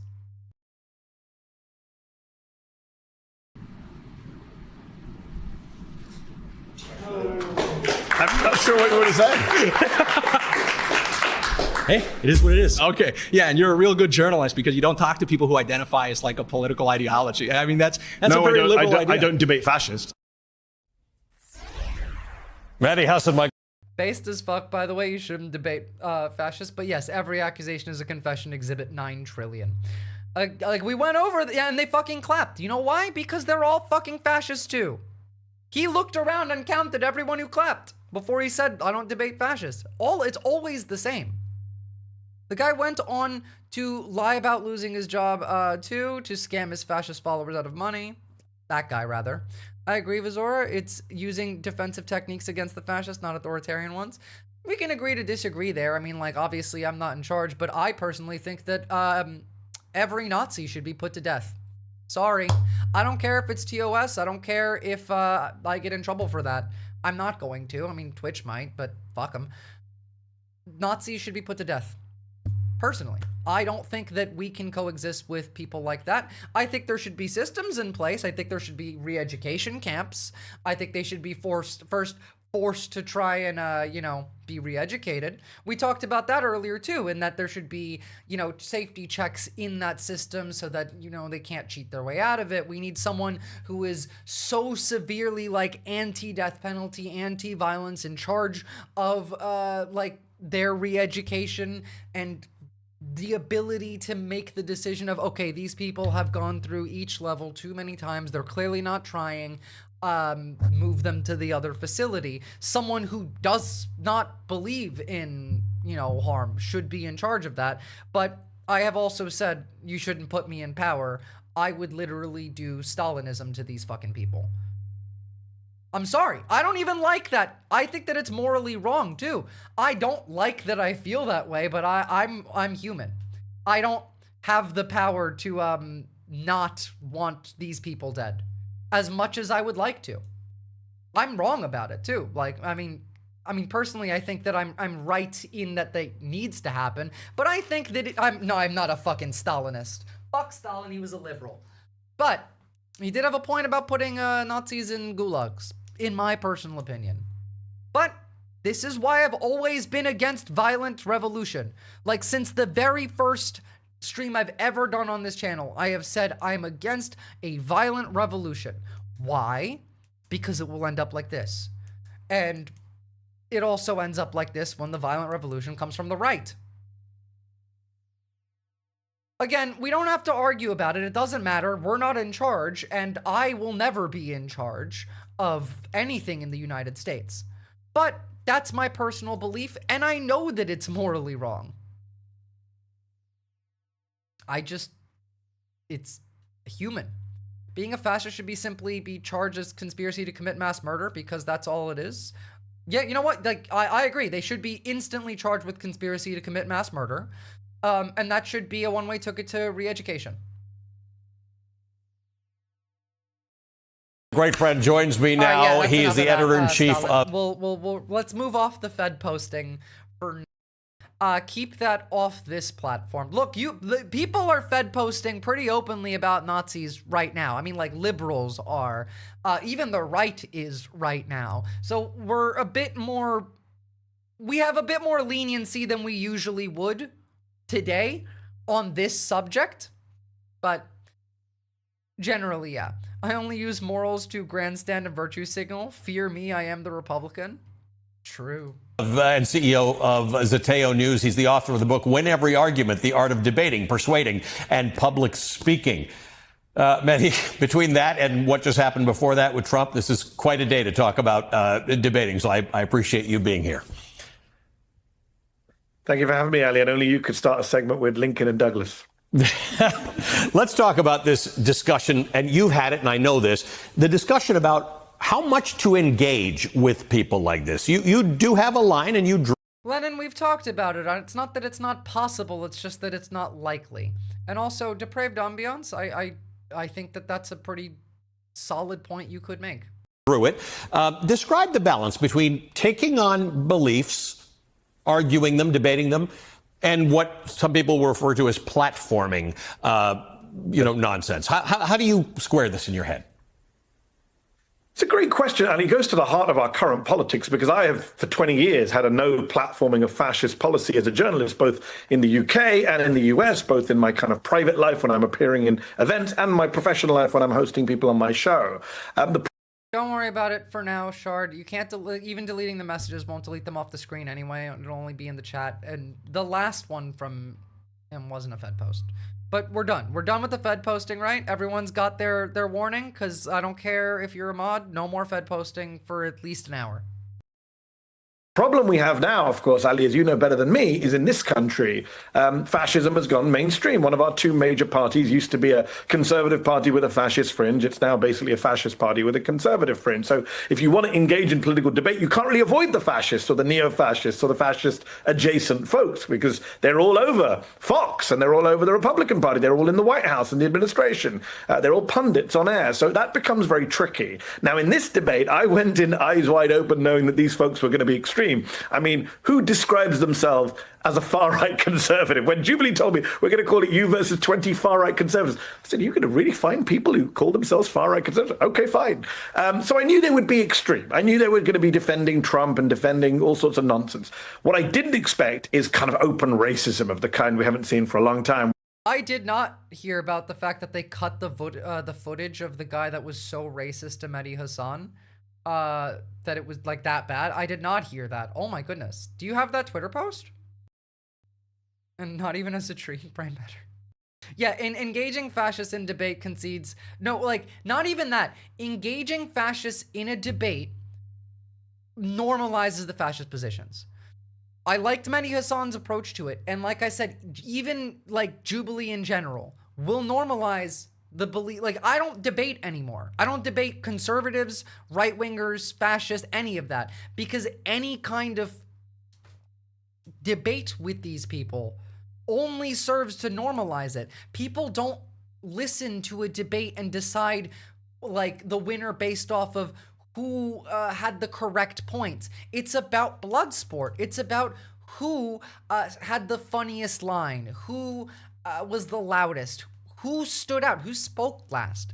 The only reason that this Jubilee video wasn't terrible is because it's Mehdi Hasan. He's the only reason that people watched this and came away with it hating the fascists. Talking like, he's the reason why there's liberals Fed posting. If this was Hasan, it would have been who pwned who. Exactly.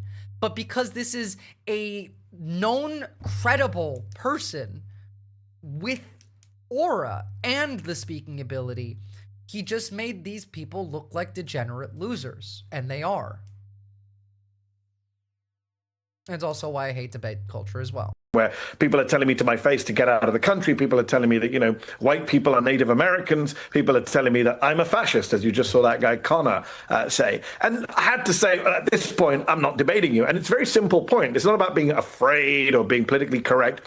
Fascism is a form of violence, right? Fascism is not democratic. Fascism has no interest in political or racial equality. And therefore, what is the point of debating with someone who doesn't believe in debate, doesn't believe in democracy? The telling moment in that debate is when Connor says, yeah, I'm just doing this to get my argument across. Like the problem we have right now, those of us who believe in debate, is how do we do it in a way where we don't allow these fascists to use debate as a way of both laundering their ideas, mainstreaming themselves into respectability, but also using it to undermine democracy itself. Like one election, one time, as he himself. I will never, ever, ever, ever,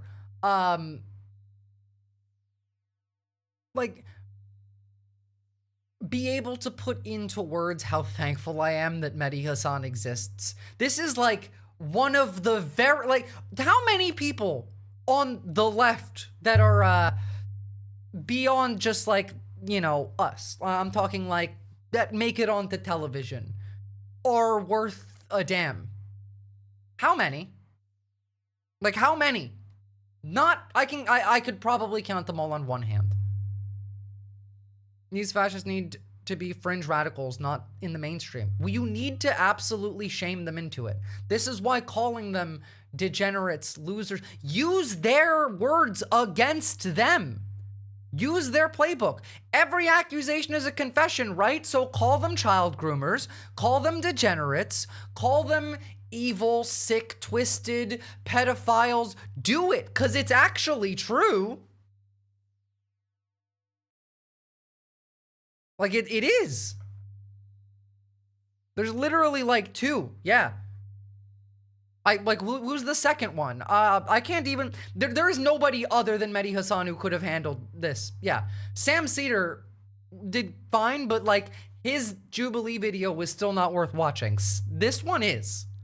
Sam was funny. Yeah, well, Sam was number two.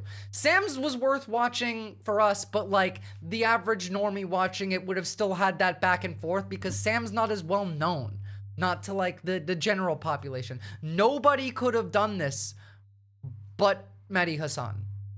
Hassan Piker isn't included in this because he's not like, he's Twitch level. He's not TV level. He's been on TV, but he's Twitch level. You know what I mean? Admitted. So let's stay with Connor for a second. I want to play a clip from Connor the fascist, self-described fascist, that gets to the point that we were discussing, that autocracy can arise through democratic means. The reason we have free speech now is because we want to be openly talking about our opinions so we can get the state that we want. But it doesn't mean upholding free speech after we win. Again, I mentioned the only good thing about this fascist moment we're in is that you guys are so open about it. I've been saying that one for a while. That was wild. I actually had to, I watched it and then I had to read it in print to understand that again. Hasan would clear those fascists in a debate, and yet it would still be pointless because half of the people watching it would have still thought the fascists won, Lennon. That's the point I'm trying to make. Hasan would win, but who wins this is not based on who is correct. It has nothing to do with it. Like, what Mehdi Hassan says has nothing to do with it. Debate, arguing has nothing to do with it. It's just aura. It's just aura. It's aura and pre-existing credibility. We talk about our opinions so we can get the state we want. Doesn't mean a fully free speech after we win again. Yep. And he even talks about the fact that once they get their leader, that's it. The leader's in. The benevolent dictator, in his mind, is in, taking out enemies. And look, this stuff is not as fringe as we once thought. A lot of people have criticized me for doing this debate, and it's a legitimate criticism. I get it. I might criticize me in a different scenario. But let me just be devil's advocate. And yeah, literally devil's advocate, is in this case, the redeeming feature of this stuff is you see it out in the open. A lot of people in our country, right. You know,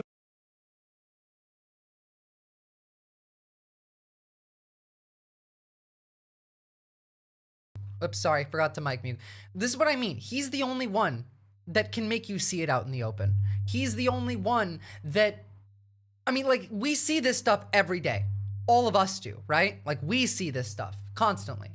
But the average person does not.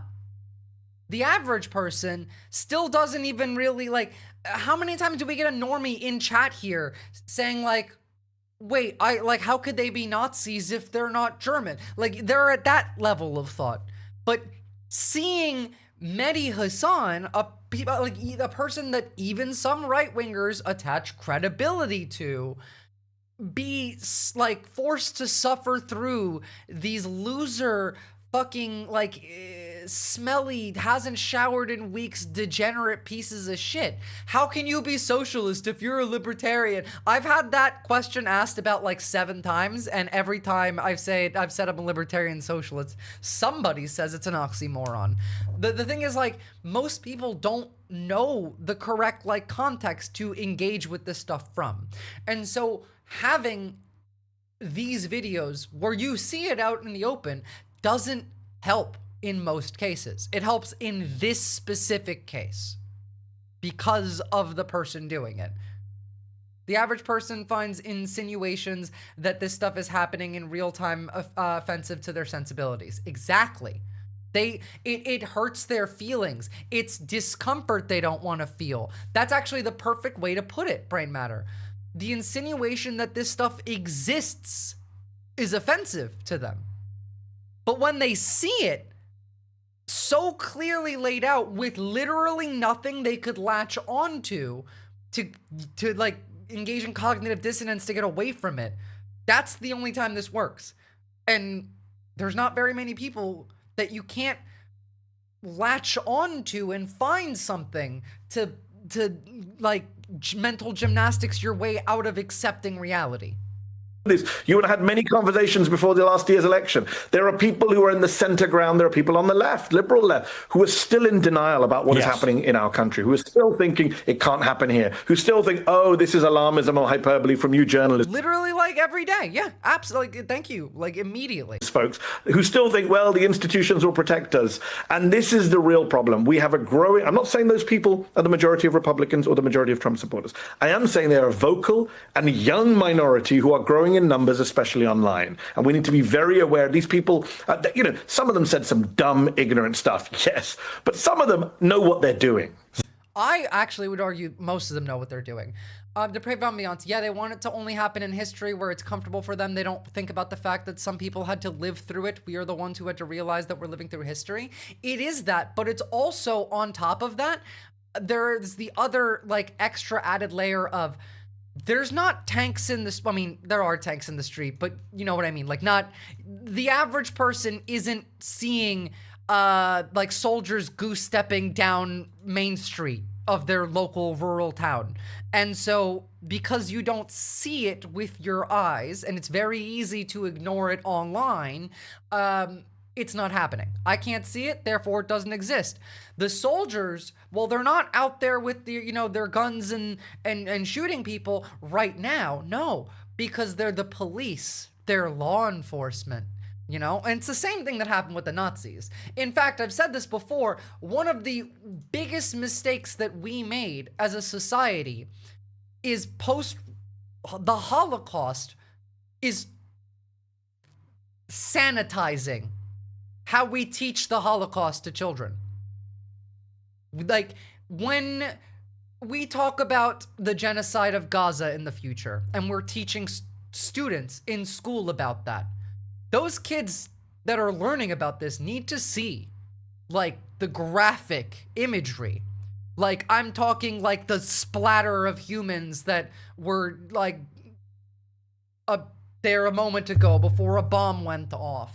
I'm talking, I mean, like, babies with sniper rounds going through their skull. Like, we need to show them that. As horrific as it is, that's why you remember it. We talk, like, I had a Holocaust class when I was in school. Did they ever teach us about the propaganda that was employed? No, they just told us that they propagandized to the Germans. That's it. That's it. We didn't show them. Like, even concentration camp photos. None of the ones I've seen, like the black and white ones, are remotely as graphic as what I see on Twitter every day. Whether it's like war or not. I can't understand how someone can look at that and decide to ignore it. Avoiding makes your problems worse. I can. It's because they're taught to do that. That's manufactured. Ignore the problem. That's capitalism that teaches you to do that. Now, when the right, now we would say the right is racist, people can't just brush it off anymore. We have Exhibit A because of this, yeah. Now, to be fair, they will still try and brush it off, but that doesn't matter. You need to press them on it. Never play defense with these people. I don't even consider most of the right people. They're zombies. We still want to sanitize the genocide of indigenous people while to this day are shocked and horrified discovering mass graves. We literally had a guy at this debate say white Americans are Native American. Unless it fits grainy black and white images of World War II, they don't think it's fascism. Literally, why don't we just start like taking images of what's happening and just make them black and white? Being taught America is perfect and always has been is destroying this country. Well, yes, but I don't even think that that's what destroyed the country. First off, I think America's already dead, unfortunately, pre-breakfast banana, but I think it's the hyper-individualism. We live in a society where avoiding discomfort is the top priority. It is the literal top priority, not for many, for most. The, like, overall base instinct is pleasure, consume, distract. That's it. Most people walk around in a constant state of hypnosis. They're like, we have made NPCs real. This is cyberpunk shit.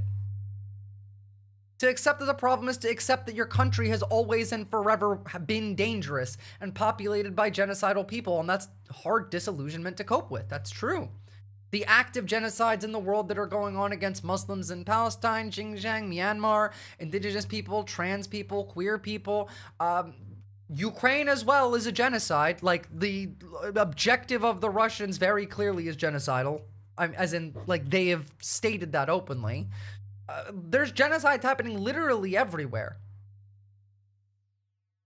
And yet, most people ignore it.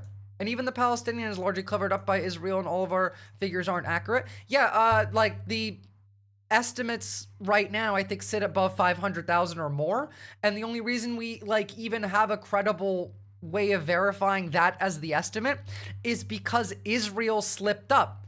And Netanyahu, in the same speech, gave two separate sets of numbers that had, like, 500,000 people difference between them.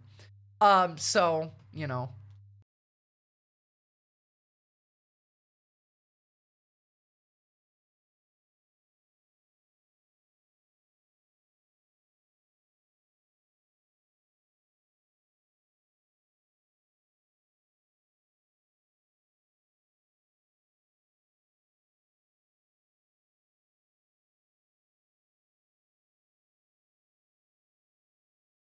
Oops, I hit the mute button. That was an accident right there. Long-living Homo sapien.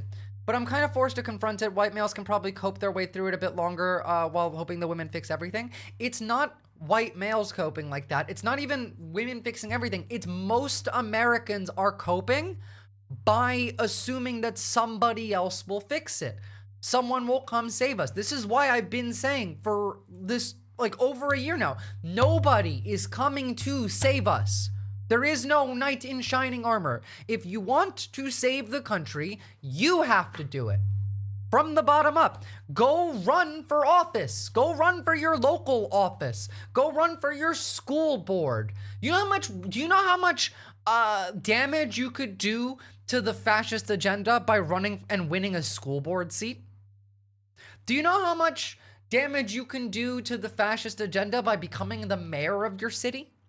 Do you know how easy it is to get people to give a shit? Look at what Zoran Mamdani did. Be authentic.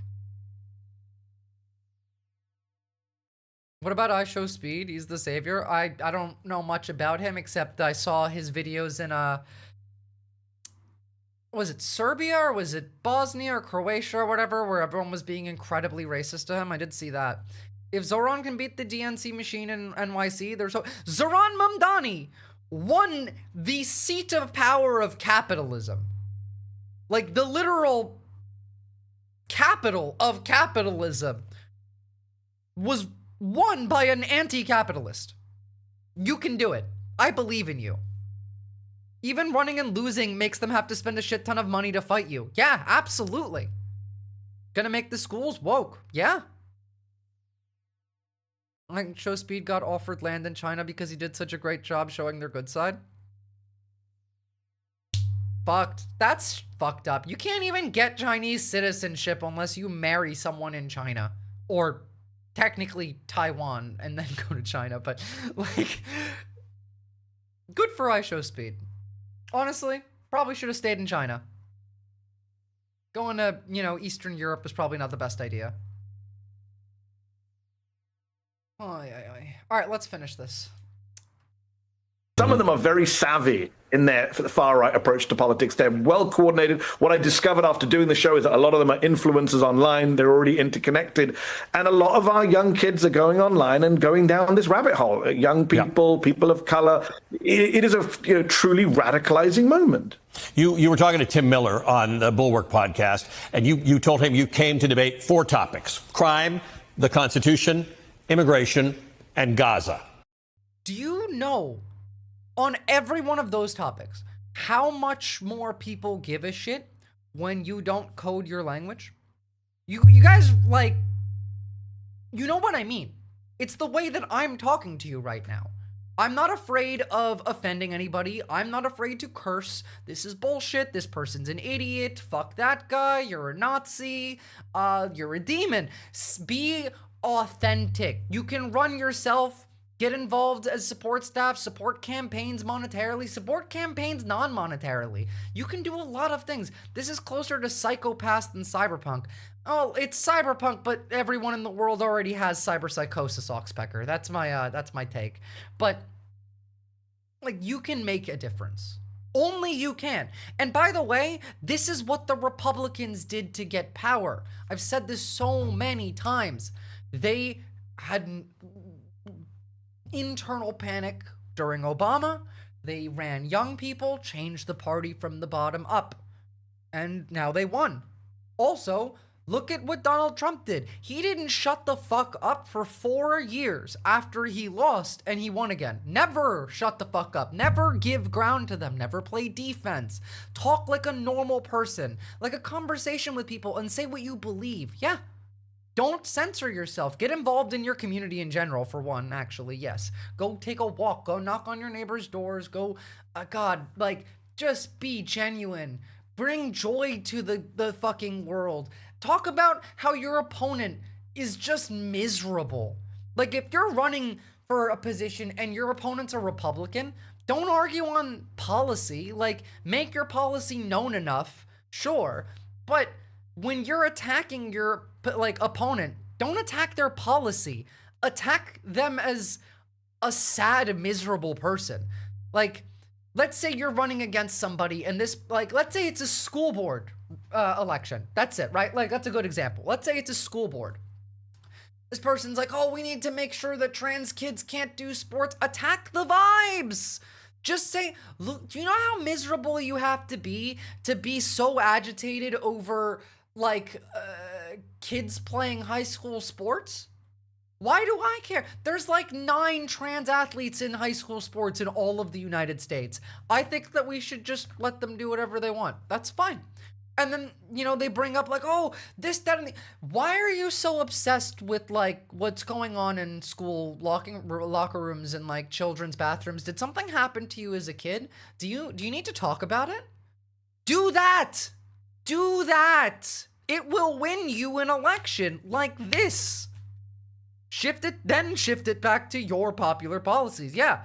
What, like, do you guys really want someone who's so miserable and obsessed with, like, the cult propaganda from the right that they're still talking about, like, the 5 trans kids in the school district using the bathroom?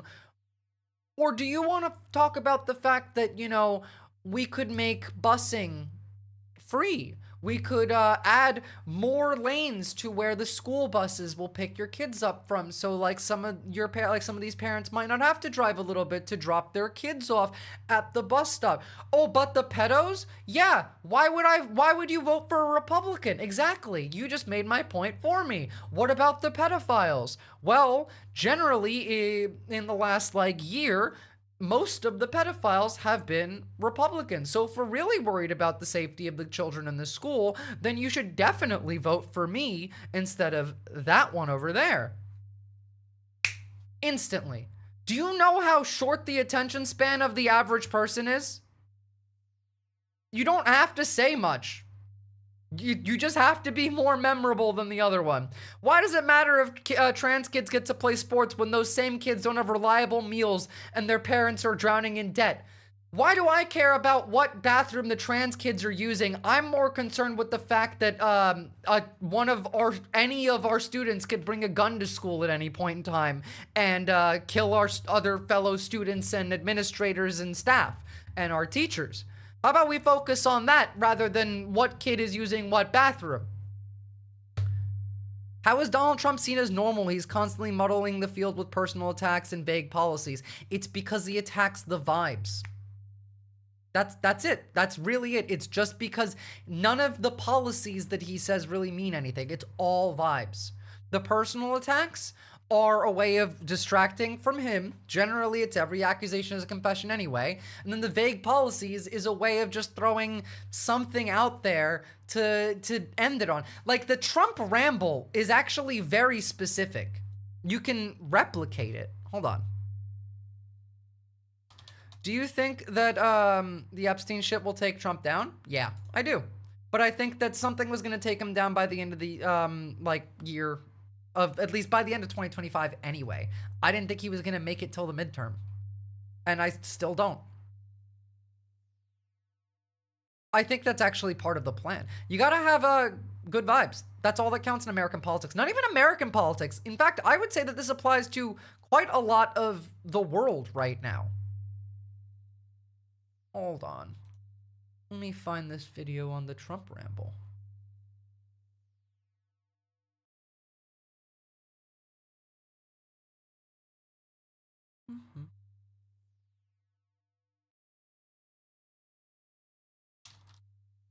If I can't find the exact one in this one search. Here we go. I did find the right one. Now I forgot that I have set up like this. Ask me, how do I do the rambling? I'm going to give you a crash course on how to do the Trump ramble. It literally just comes down to, like, think of the most ADD sentence and then just follow that. I have ADD, so I think that's why I'm so good at it, but I'll show you. We were in the back of a car. Then car makes me think of, like, Ford. You know, it was a beautiful Ford. And then Ford makes me think of Detroit. You know, Detroit, they make the Fords. They have a big, beautiful factory there. And then you throw in something that has, like, nothing to do with it. A lot of black people work at the factory, a lot of black jobs. And then you brag about yourself. You know, I did really well with the blacks, the African Americans. I did so tremendous things. The man has a 70-word vocabulary. It's literally this simple. So much better than Biden could have. And that's how you do the Trump ramble. So, yeah, if you got some knowledge. That's it. That's literally it. But like, yes, a lot of the I'm seeing a lot of the points that you guys are making. Bro, look, they just blew up the deficit. Wouldn't you rather them blow up the deficit on stuff that you actually use rather than just doing so for funneling money to the rich? Like, they all right now, we could all have food and healthcare provided to us with the amount of money that they just gave to rich people. But right now, I can't buy food for my family, but we're spending a ton of money on building camps for deportations. Like, it's not hard. Kamala lost because she has actual zero policies that would help people, and she punched left. She alienated a sizable portion of the Democratic base by supporting genocide and platforming conservatives. Well, that too. She also lost because she just didn't have the vibe.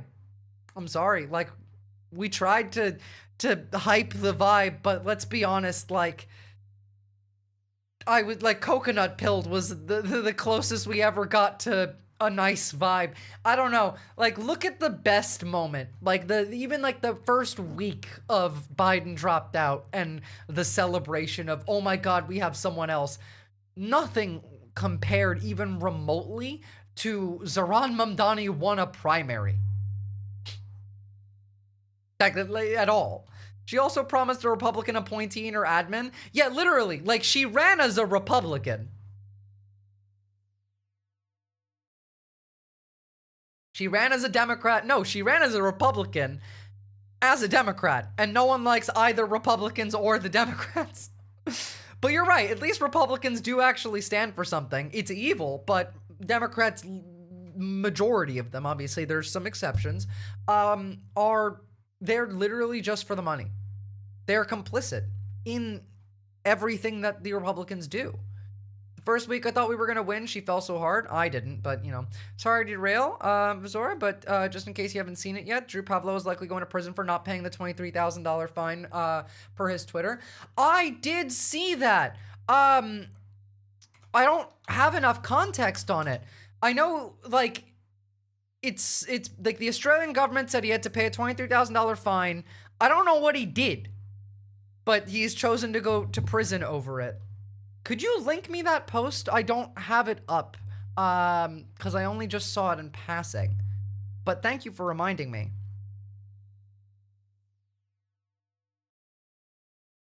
Drew Pavlo is... I'm not somebody that I actually quite like, but you know, he's pro-Ukraine, and I believe he's pro-Palestine.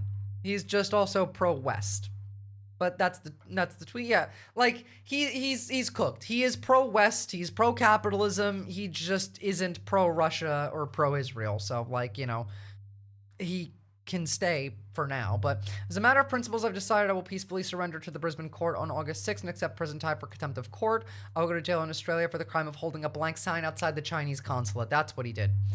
Prison time for Australia for holding a blank sign outside the Chinese consulate. The LNP conservative controlled Brisbane City Council is now threatening me with arrest and potential jail time for contempt of court. Sign wasn't blank, he's lying. I was gonna say, I have strong doubts that that sign was blank. I would like to see what it actually said on the sign, but I'm a little worried to scroll considering this is Twitter. Drew was not charged for holding a blank sign. He was charged for promoting himself on private property without a permit while blocking a walkway. He could have walked away without charges but refused to comply with officers asking him to leave private property. What was he promoting? He was promoting his electoral campaign. Okay, well then that's a whole other thing.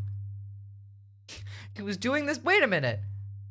I thought he said this was in Brisbane. Why is this saying Adelaide now?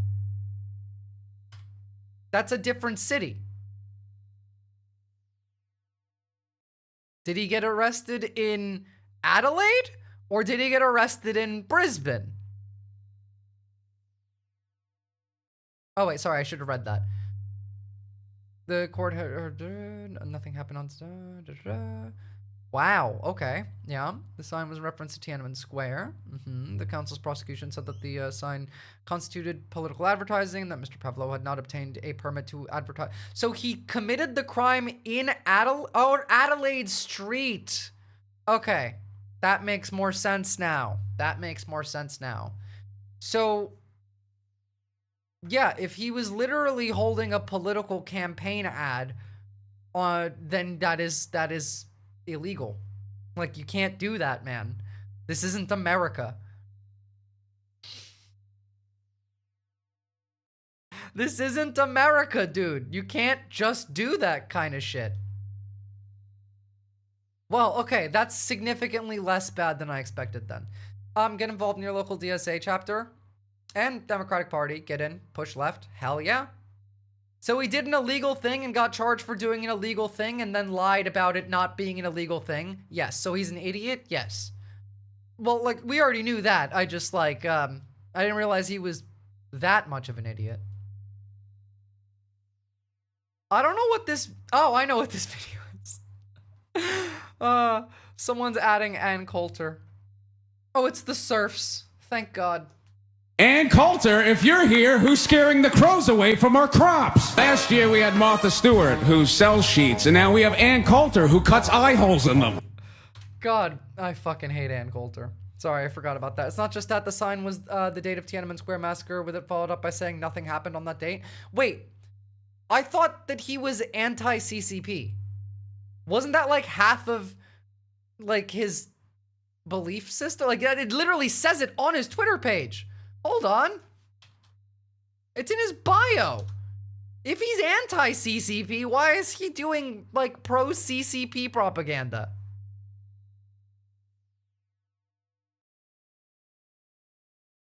Based anti-communist liberalism, survived CCP kidnap plot, free Tibet, and yet he's saying nothing happened at Tiananmen Square. Then when he was asked about when he was asked to move along, he refused. He turned a $1,000 fine to $23,000 by challenging into court. Yeah, he's a moron. Okay, that's fine. Ann Coulter went a little extra fast recently. If you didn't already see, I mean, she's always been that way, but she raised the bar a little. What's the new thing that she did? I mean, she's like the original Crypt Keeper. So like, what did she do now? She's never not been racist.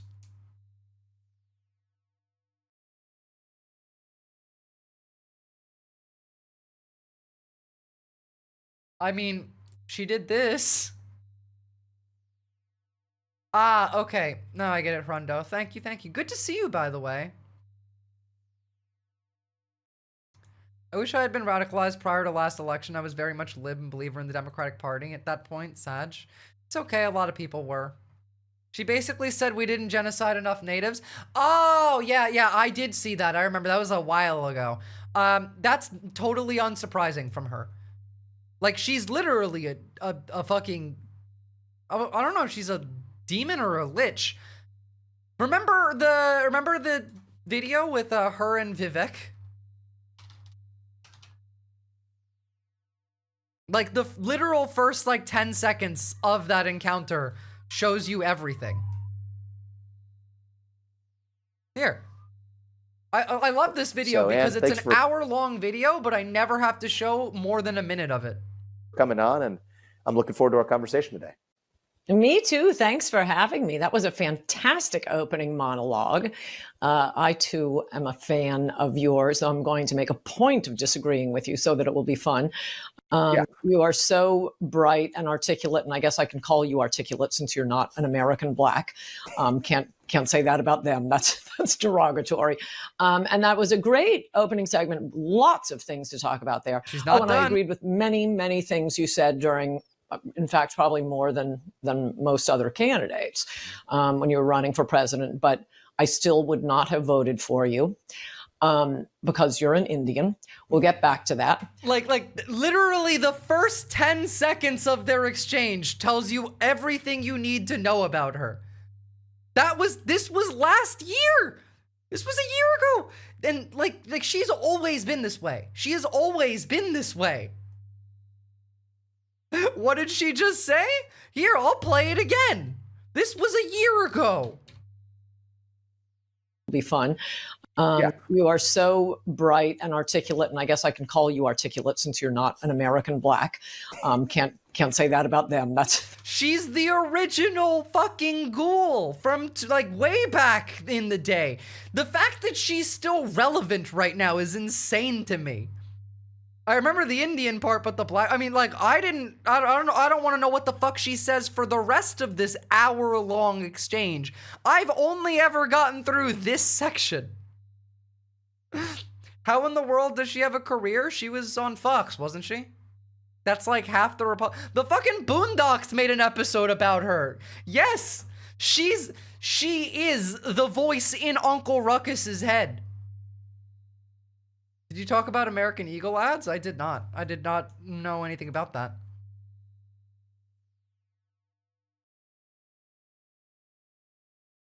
That's derogatory.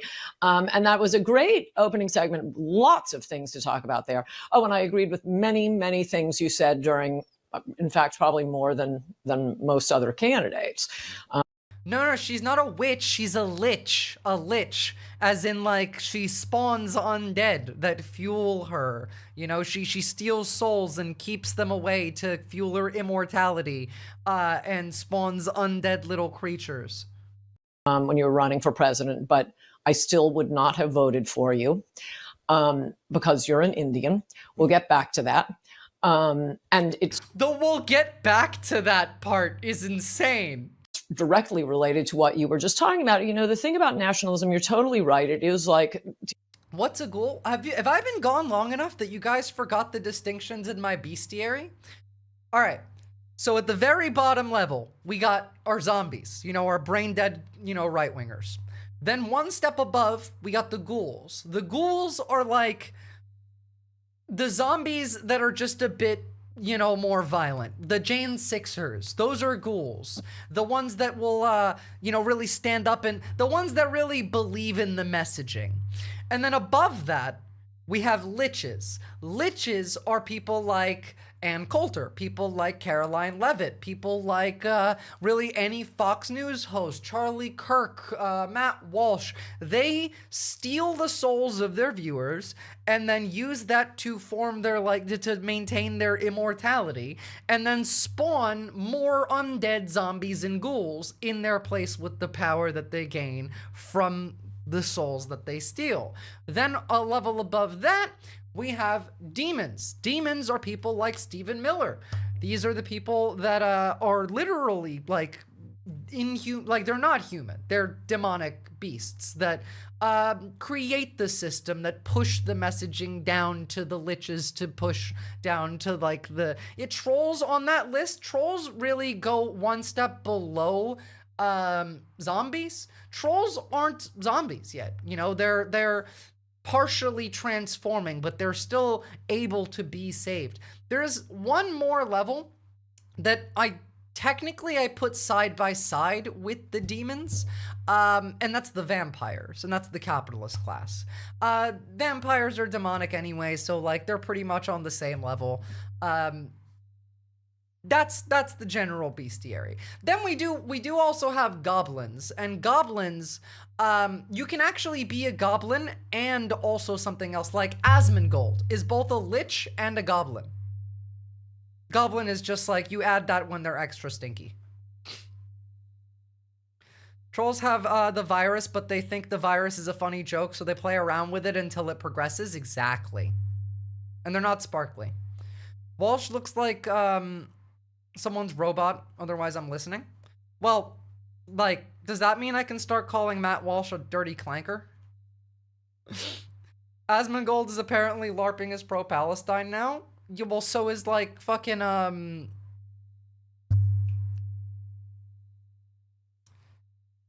I should know his name. The fucking British not JP Morgan, that's a whole other thing. Piers Morgan, thank you. Can we make fairies able to turn trolls into the good? You are the queers are the fairies, bitch. Get out there. Get the fairies turning the trolls good again. That's the queers. Or anti-Trump, I forget which one. Whatever. You goblin clanker. One day, everyone will have been against this. Yeah. Basically, the tides are shifting, I think, maybe. Only temporarily. Don't be fooled by this. The tides are shifting away from Trump, but not away from the fascists. They want to replace Trump with Vance and Teal and actually continue the project. In fact, Donald Trump is our fucking saving grace. He's the reason they didn't consolidate enough power. He's the reason that they failed to kill democracy entirely already. If it wasn't for Trump, they already have new blood, Lennon. They've had this shit lined up for ages. But if it wasn't for Trump, we'd already be at the Reich. He's the one that stopped it, and the only reason is because he's so mentally deficient that he forgets what he's doing and will just say shit on TV. And then people expect that it will have to happen, and so they have to fuck around and change their plans a little bit, and that breaks things. Like, keeps breaking the evil master plan by just adding shit to it. Most of the Republican Party bow down to Trump, no morals, no backbone. They don't bow down to Trump. Part of them do. Like I said, our government is Game of Thrones. There's the half of the Republican Party that want to suck up to the king because they know that he's delirious, delusional, and dying. And then there's the other half, the lords and ladies who are trying to, figure out what to do when the king dies. Yeah, they're doing House of the Dragon shit. How are we gonna usurp the throne from the air type shit. I've asked Disillusion MAGA if they have a problem with the gulags and they go silent. They still want the gulags. They're just cult cracked because of the Epstein shit. Exactly. Thank you, long leg homo sapien. It's just the Epstein shit and they're just mad at Trump. Everything else they're still okay with. They're still happy with. It's just the Epstein shit.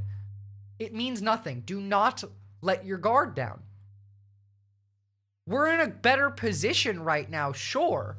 But we have to capitalize on it before they make their move.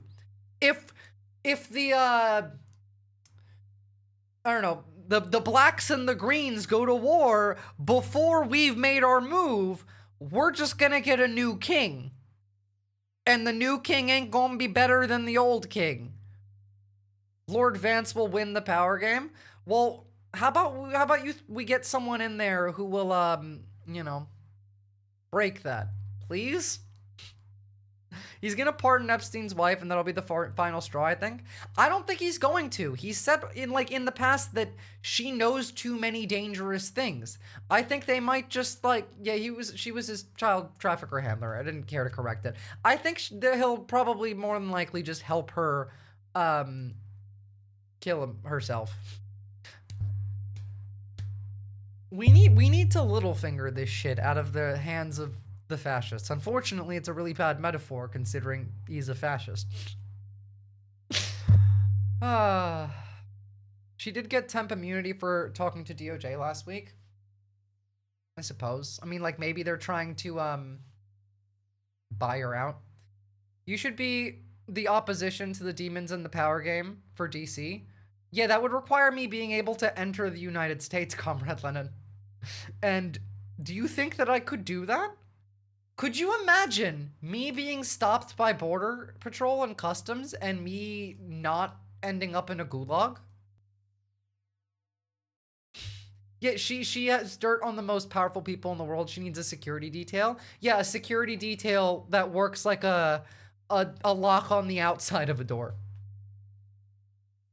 She gets to live in, the choice they're trying to give her is, we'll let you out of prison and you can live in a golden cage, or we can help you kill yourself. Can't be that hard? No, it'll be pretty hard. I would end up in a gulag.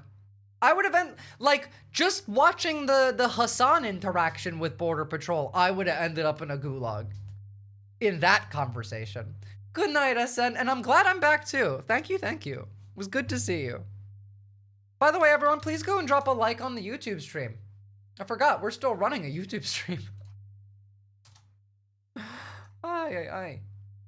At least I hope it's still running. Yes, it is. It is still running. Cool.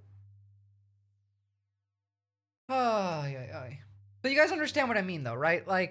It's it's not about Trump. It's never been about Trump. And the Game of Thrones is still being played in the background, even without Trump. He literally is, if anyone who's watched House of the Dragon, he's Viserys the First. Like, his eye is missing. His like face is falling off. His crown keeps falling off his head in the throne. Everyone's just waiting for him to die, and then they want to be the next the heir, or suck up to the next heir. He's old for a guy, and he's got vein problems. President health not tip top. His health has been shit for ages. Like the fact that they even released his health right around when the Epstein stuff happens, like obviously, I still think that the man's had neurolytic syphilis for decades that's been untreated. My fave novel, like in general, or out of like the A Song of Ice and Fire series?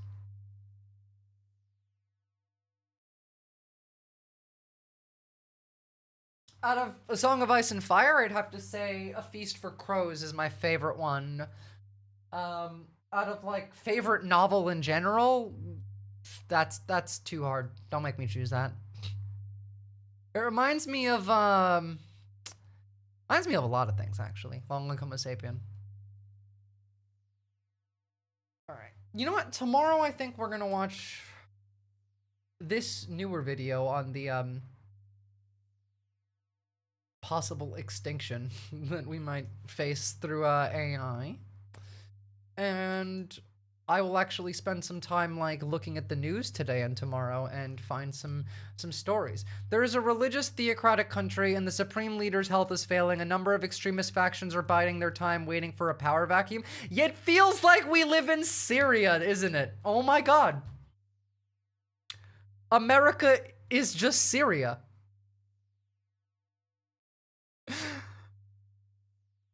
Oh dear God, that's us. Yeah. Y'all went from being Russia to Syria. I just started Capital.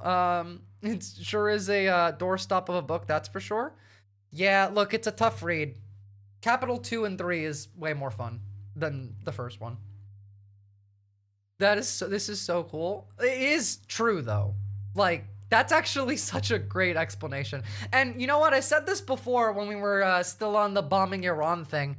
I personally don't think a country of religious zealots and terrorist extremists should be allowed to have nuclear weapons. And so someone needs to come and take America's nuclear weapons away. We have terrorists out the ass.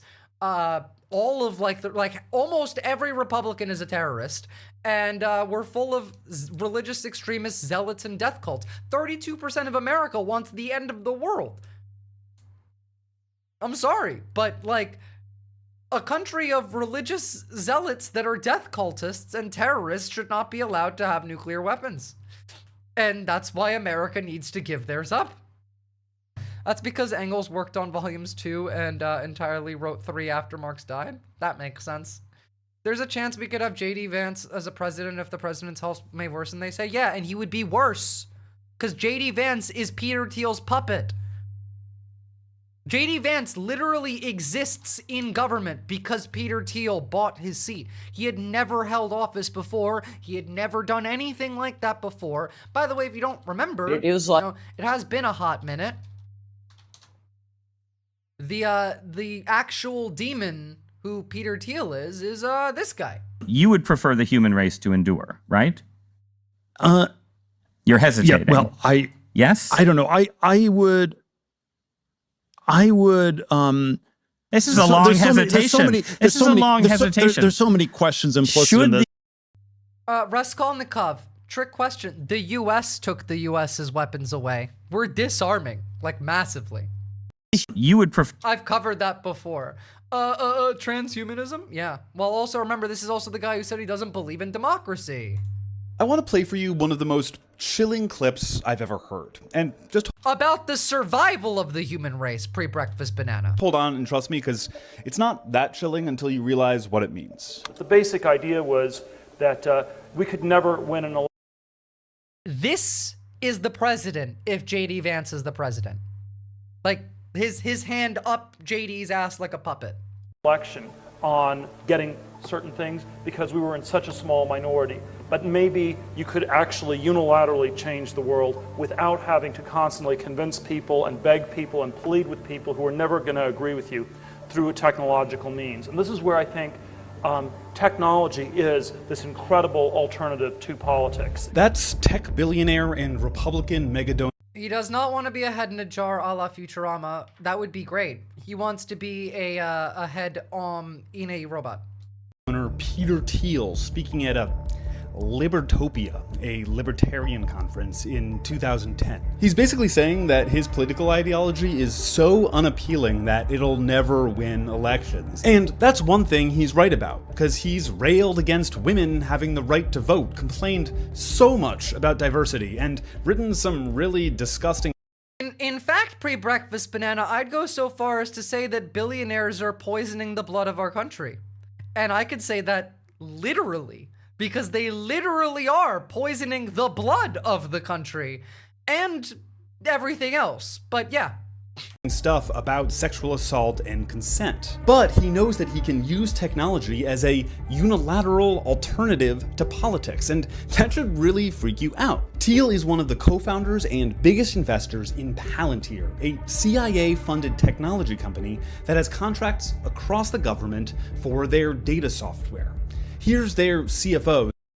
This is the same company that, by the way, created lavender for the Israeli government, which they used to slaughter 39,000 people in the first, 3 weeks of their genocide, of a pre-compiled list that their AI just gave them. It's also the same, technology that ICE uses to decide who to kidnap.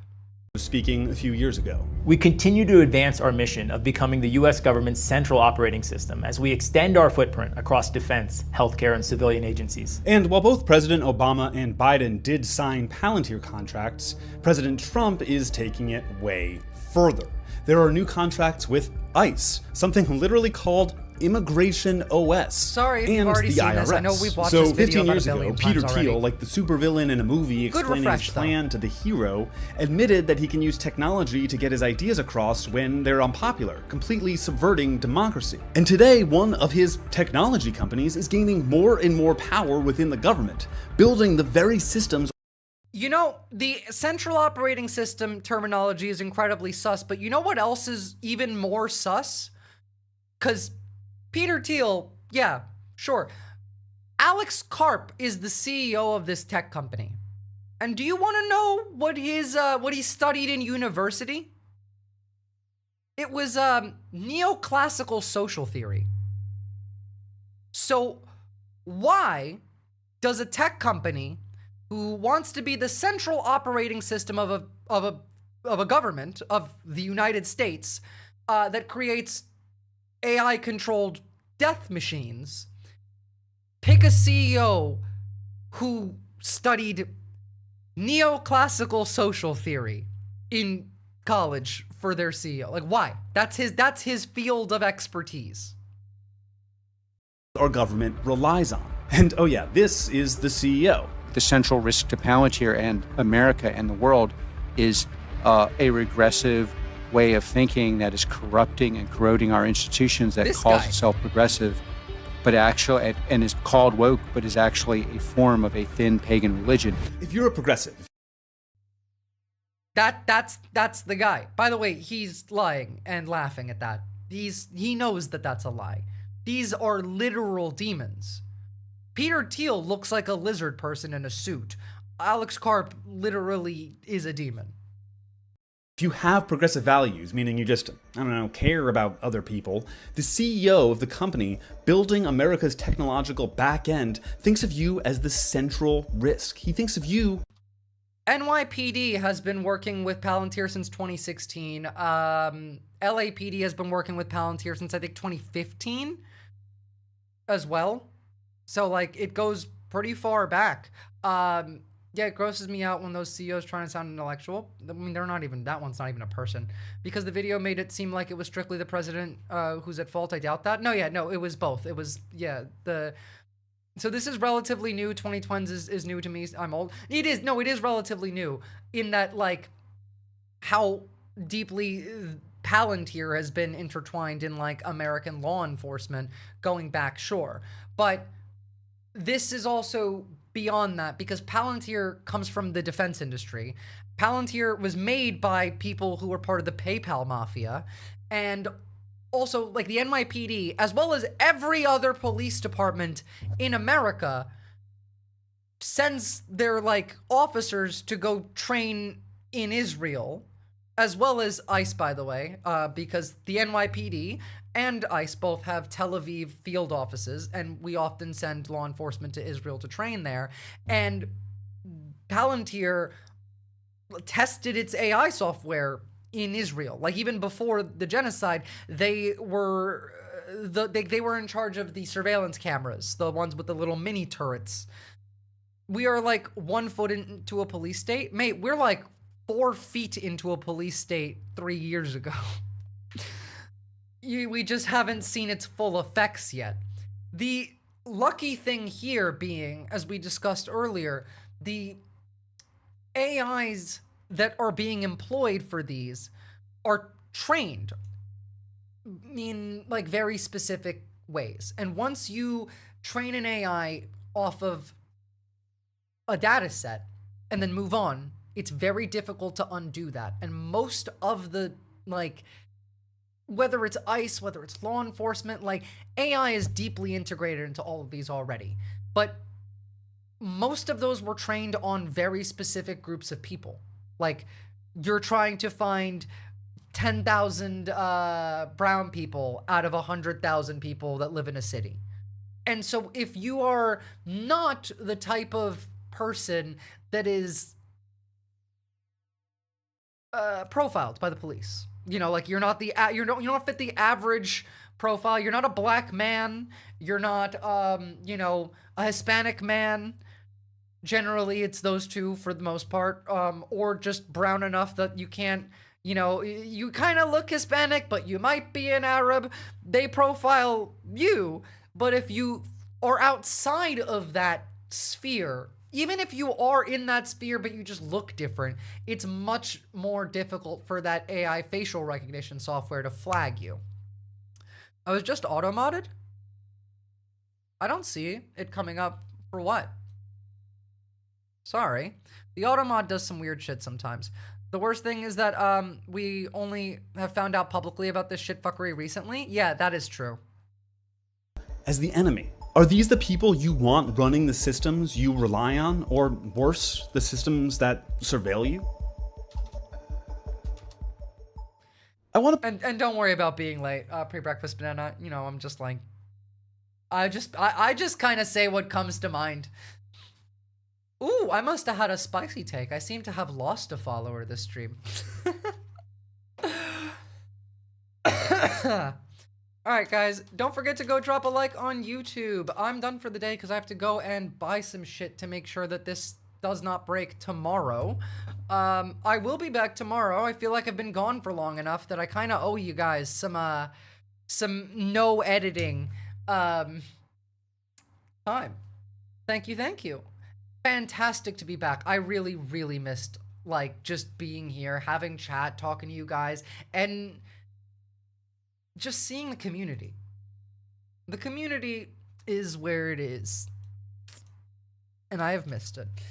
I will be rating Rin Vixen. Thank you, Oxpecker. Biz, where are you in your One Place journey? Exactly where I left off. I have not spent, like, any fucking time watching television or playing games since stream went down. Like, literally at all. Thank you. Also, tune into VNN tomorrow. I'm still not over the VNN emote. I love it a lot. Alright, what are we doing? Oh, you're playing a game. Oxpecker, I'd raid them, but they're playing a game. I feel like we should do some politics. I don't have enough free hours. There's not enough hours in the day, in general.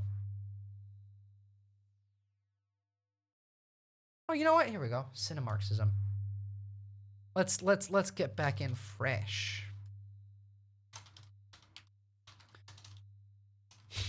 Chatter in Cinemarxism chat called Turkish Grass, and I love that chat name now.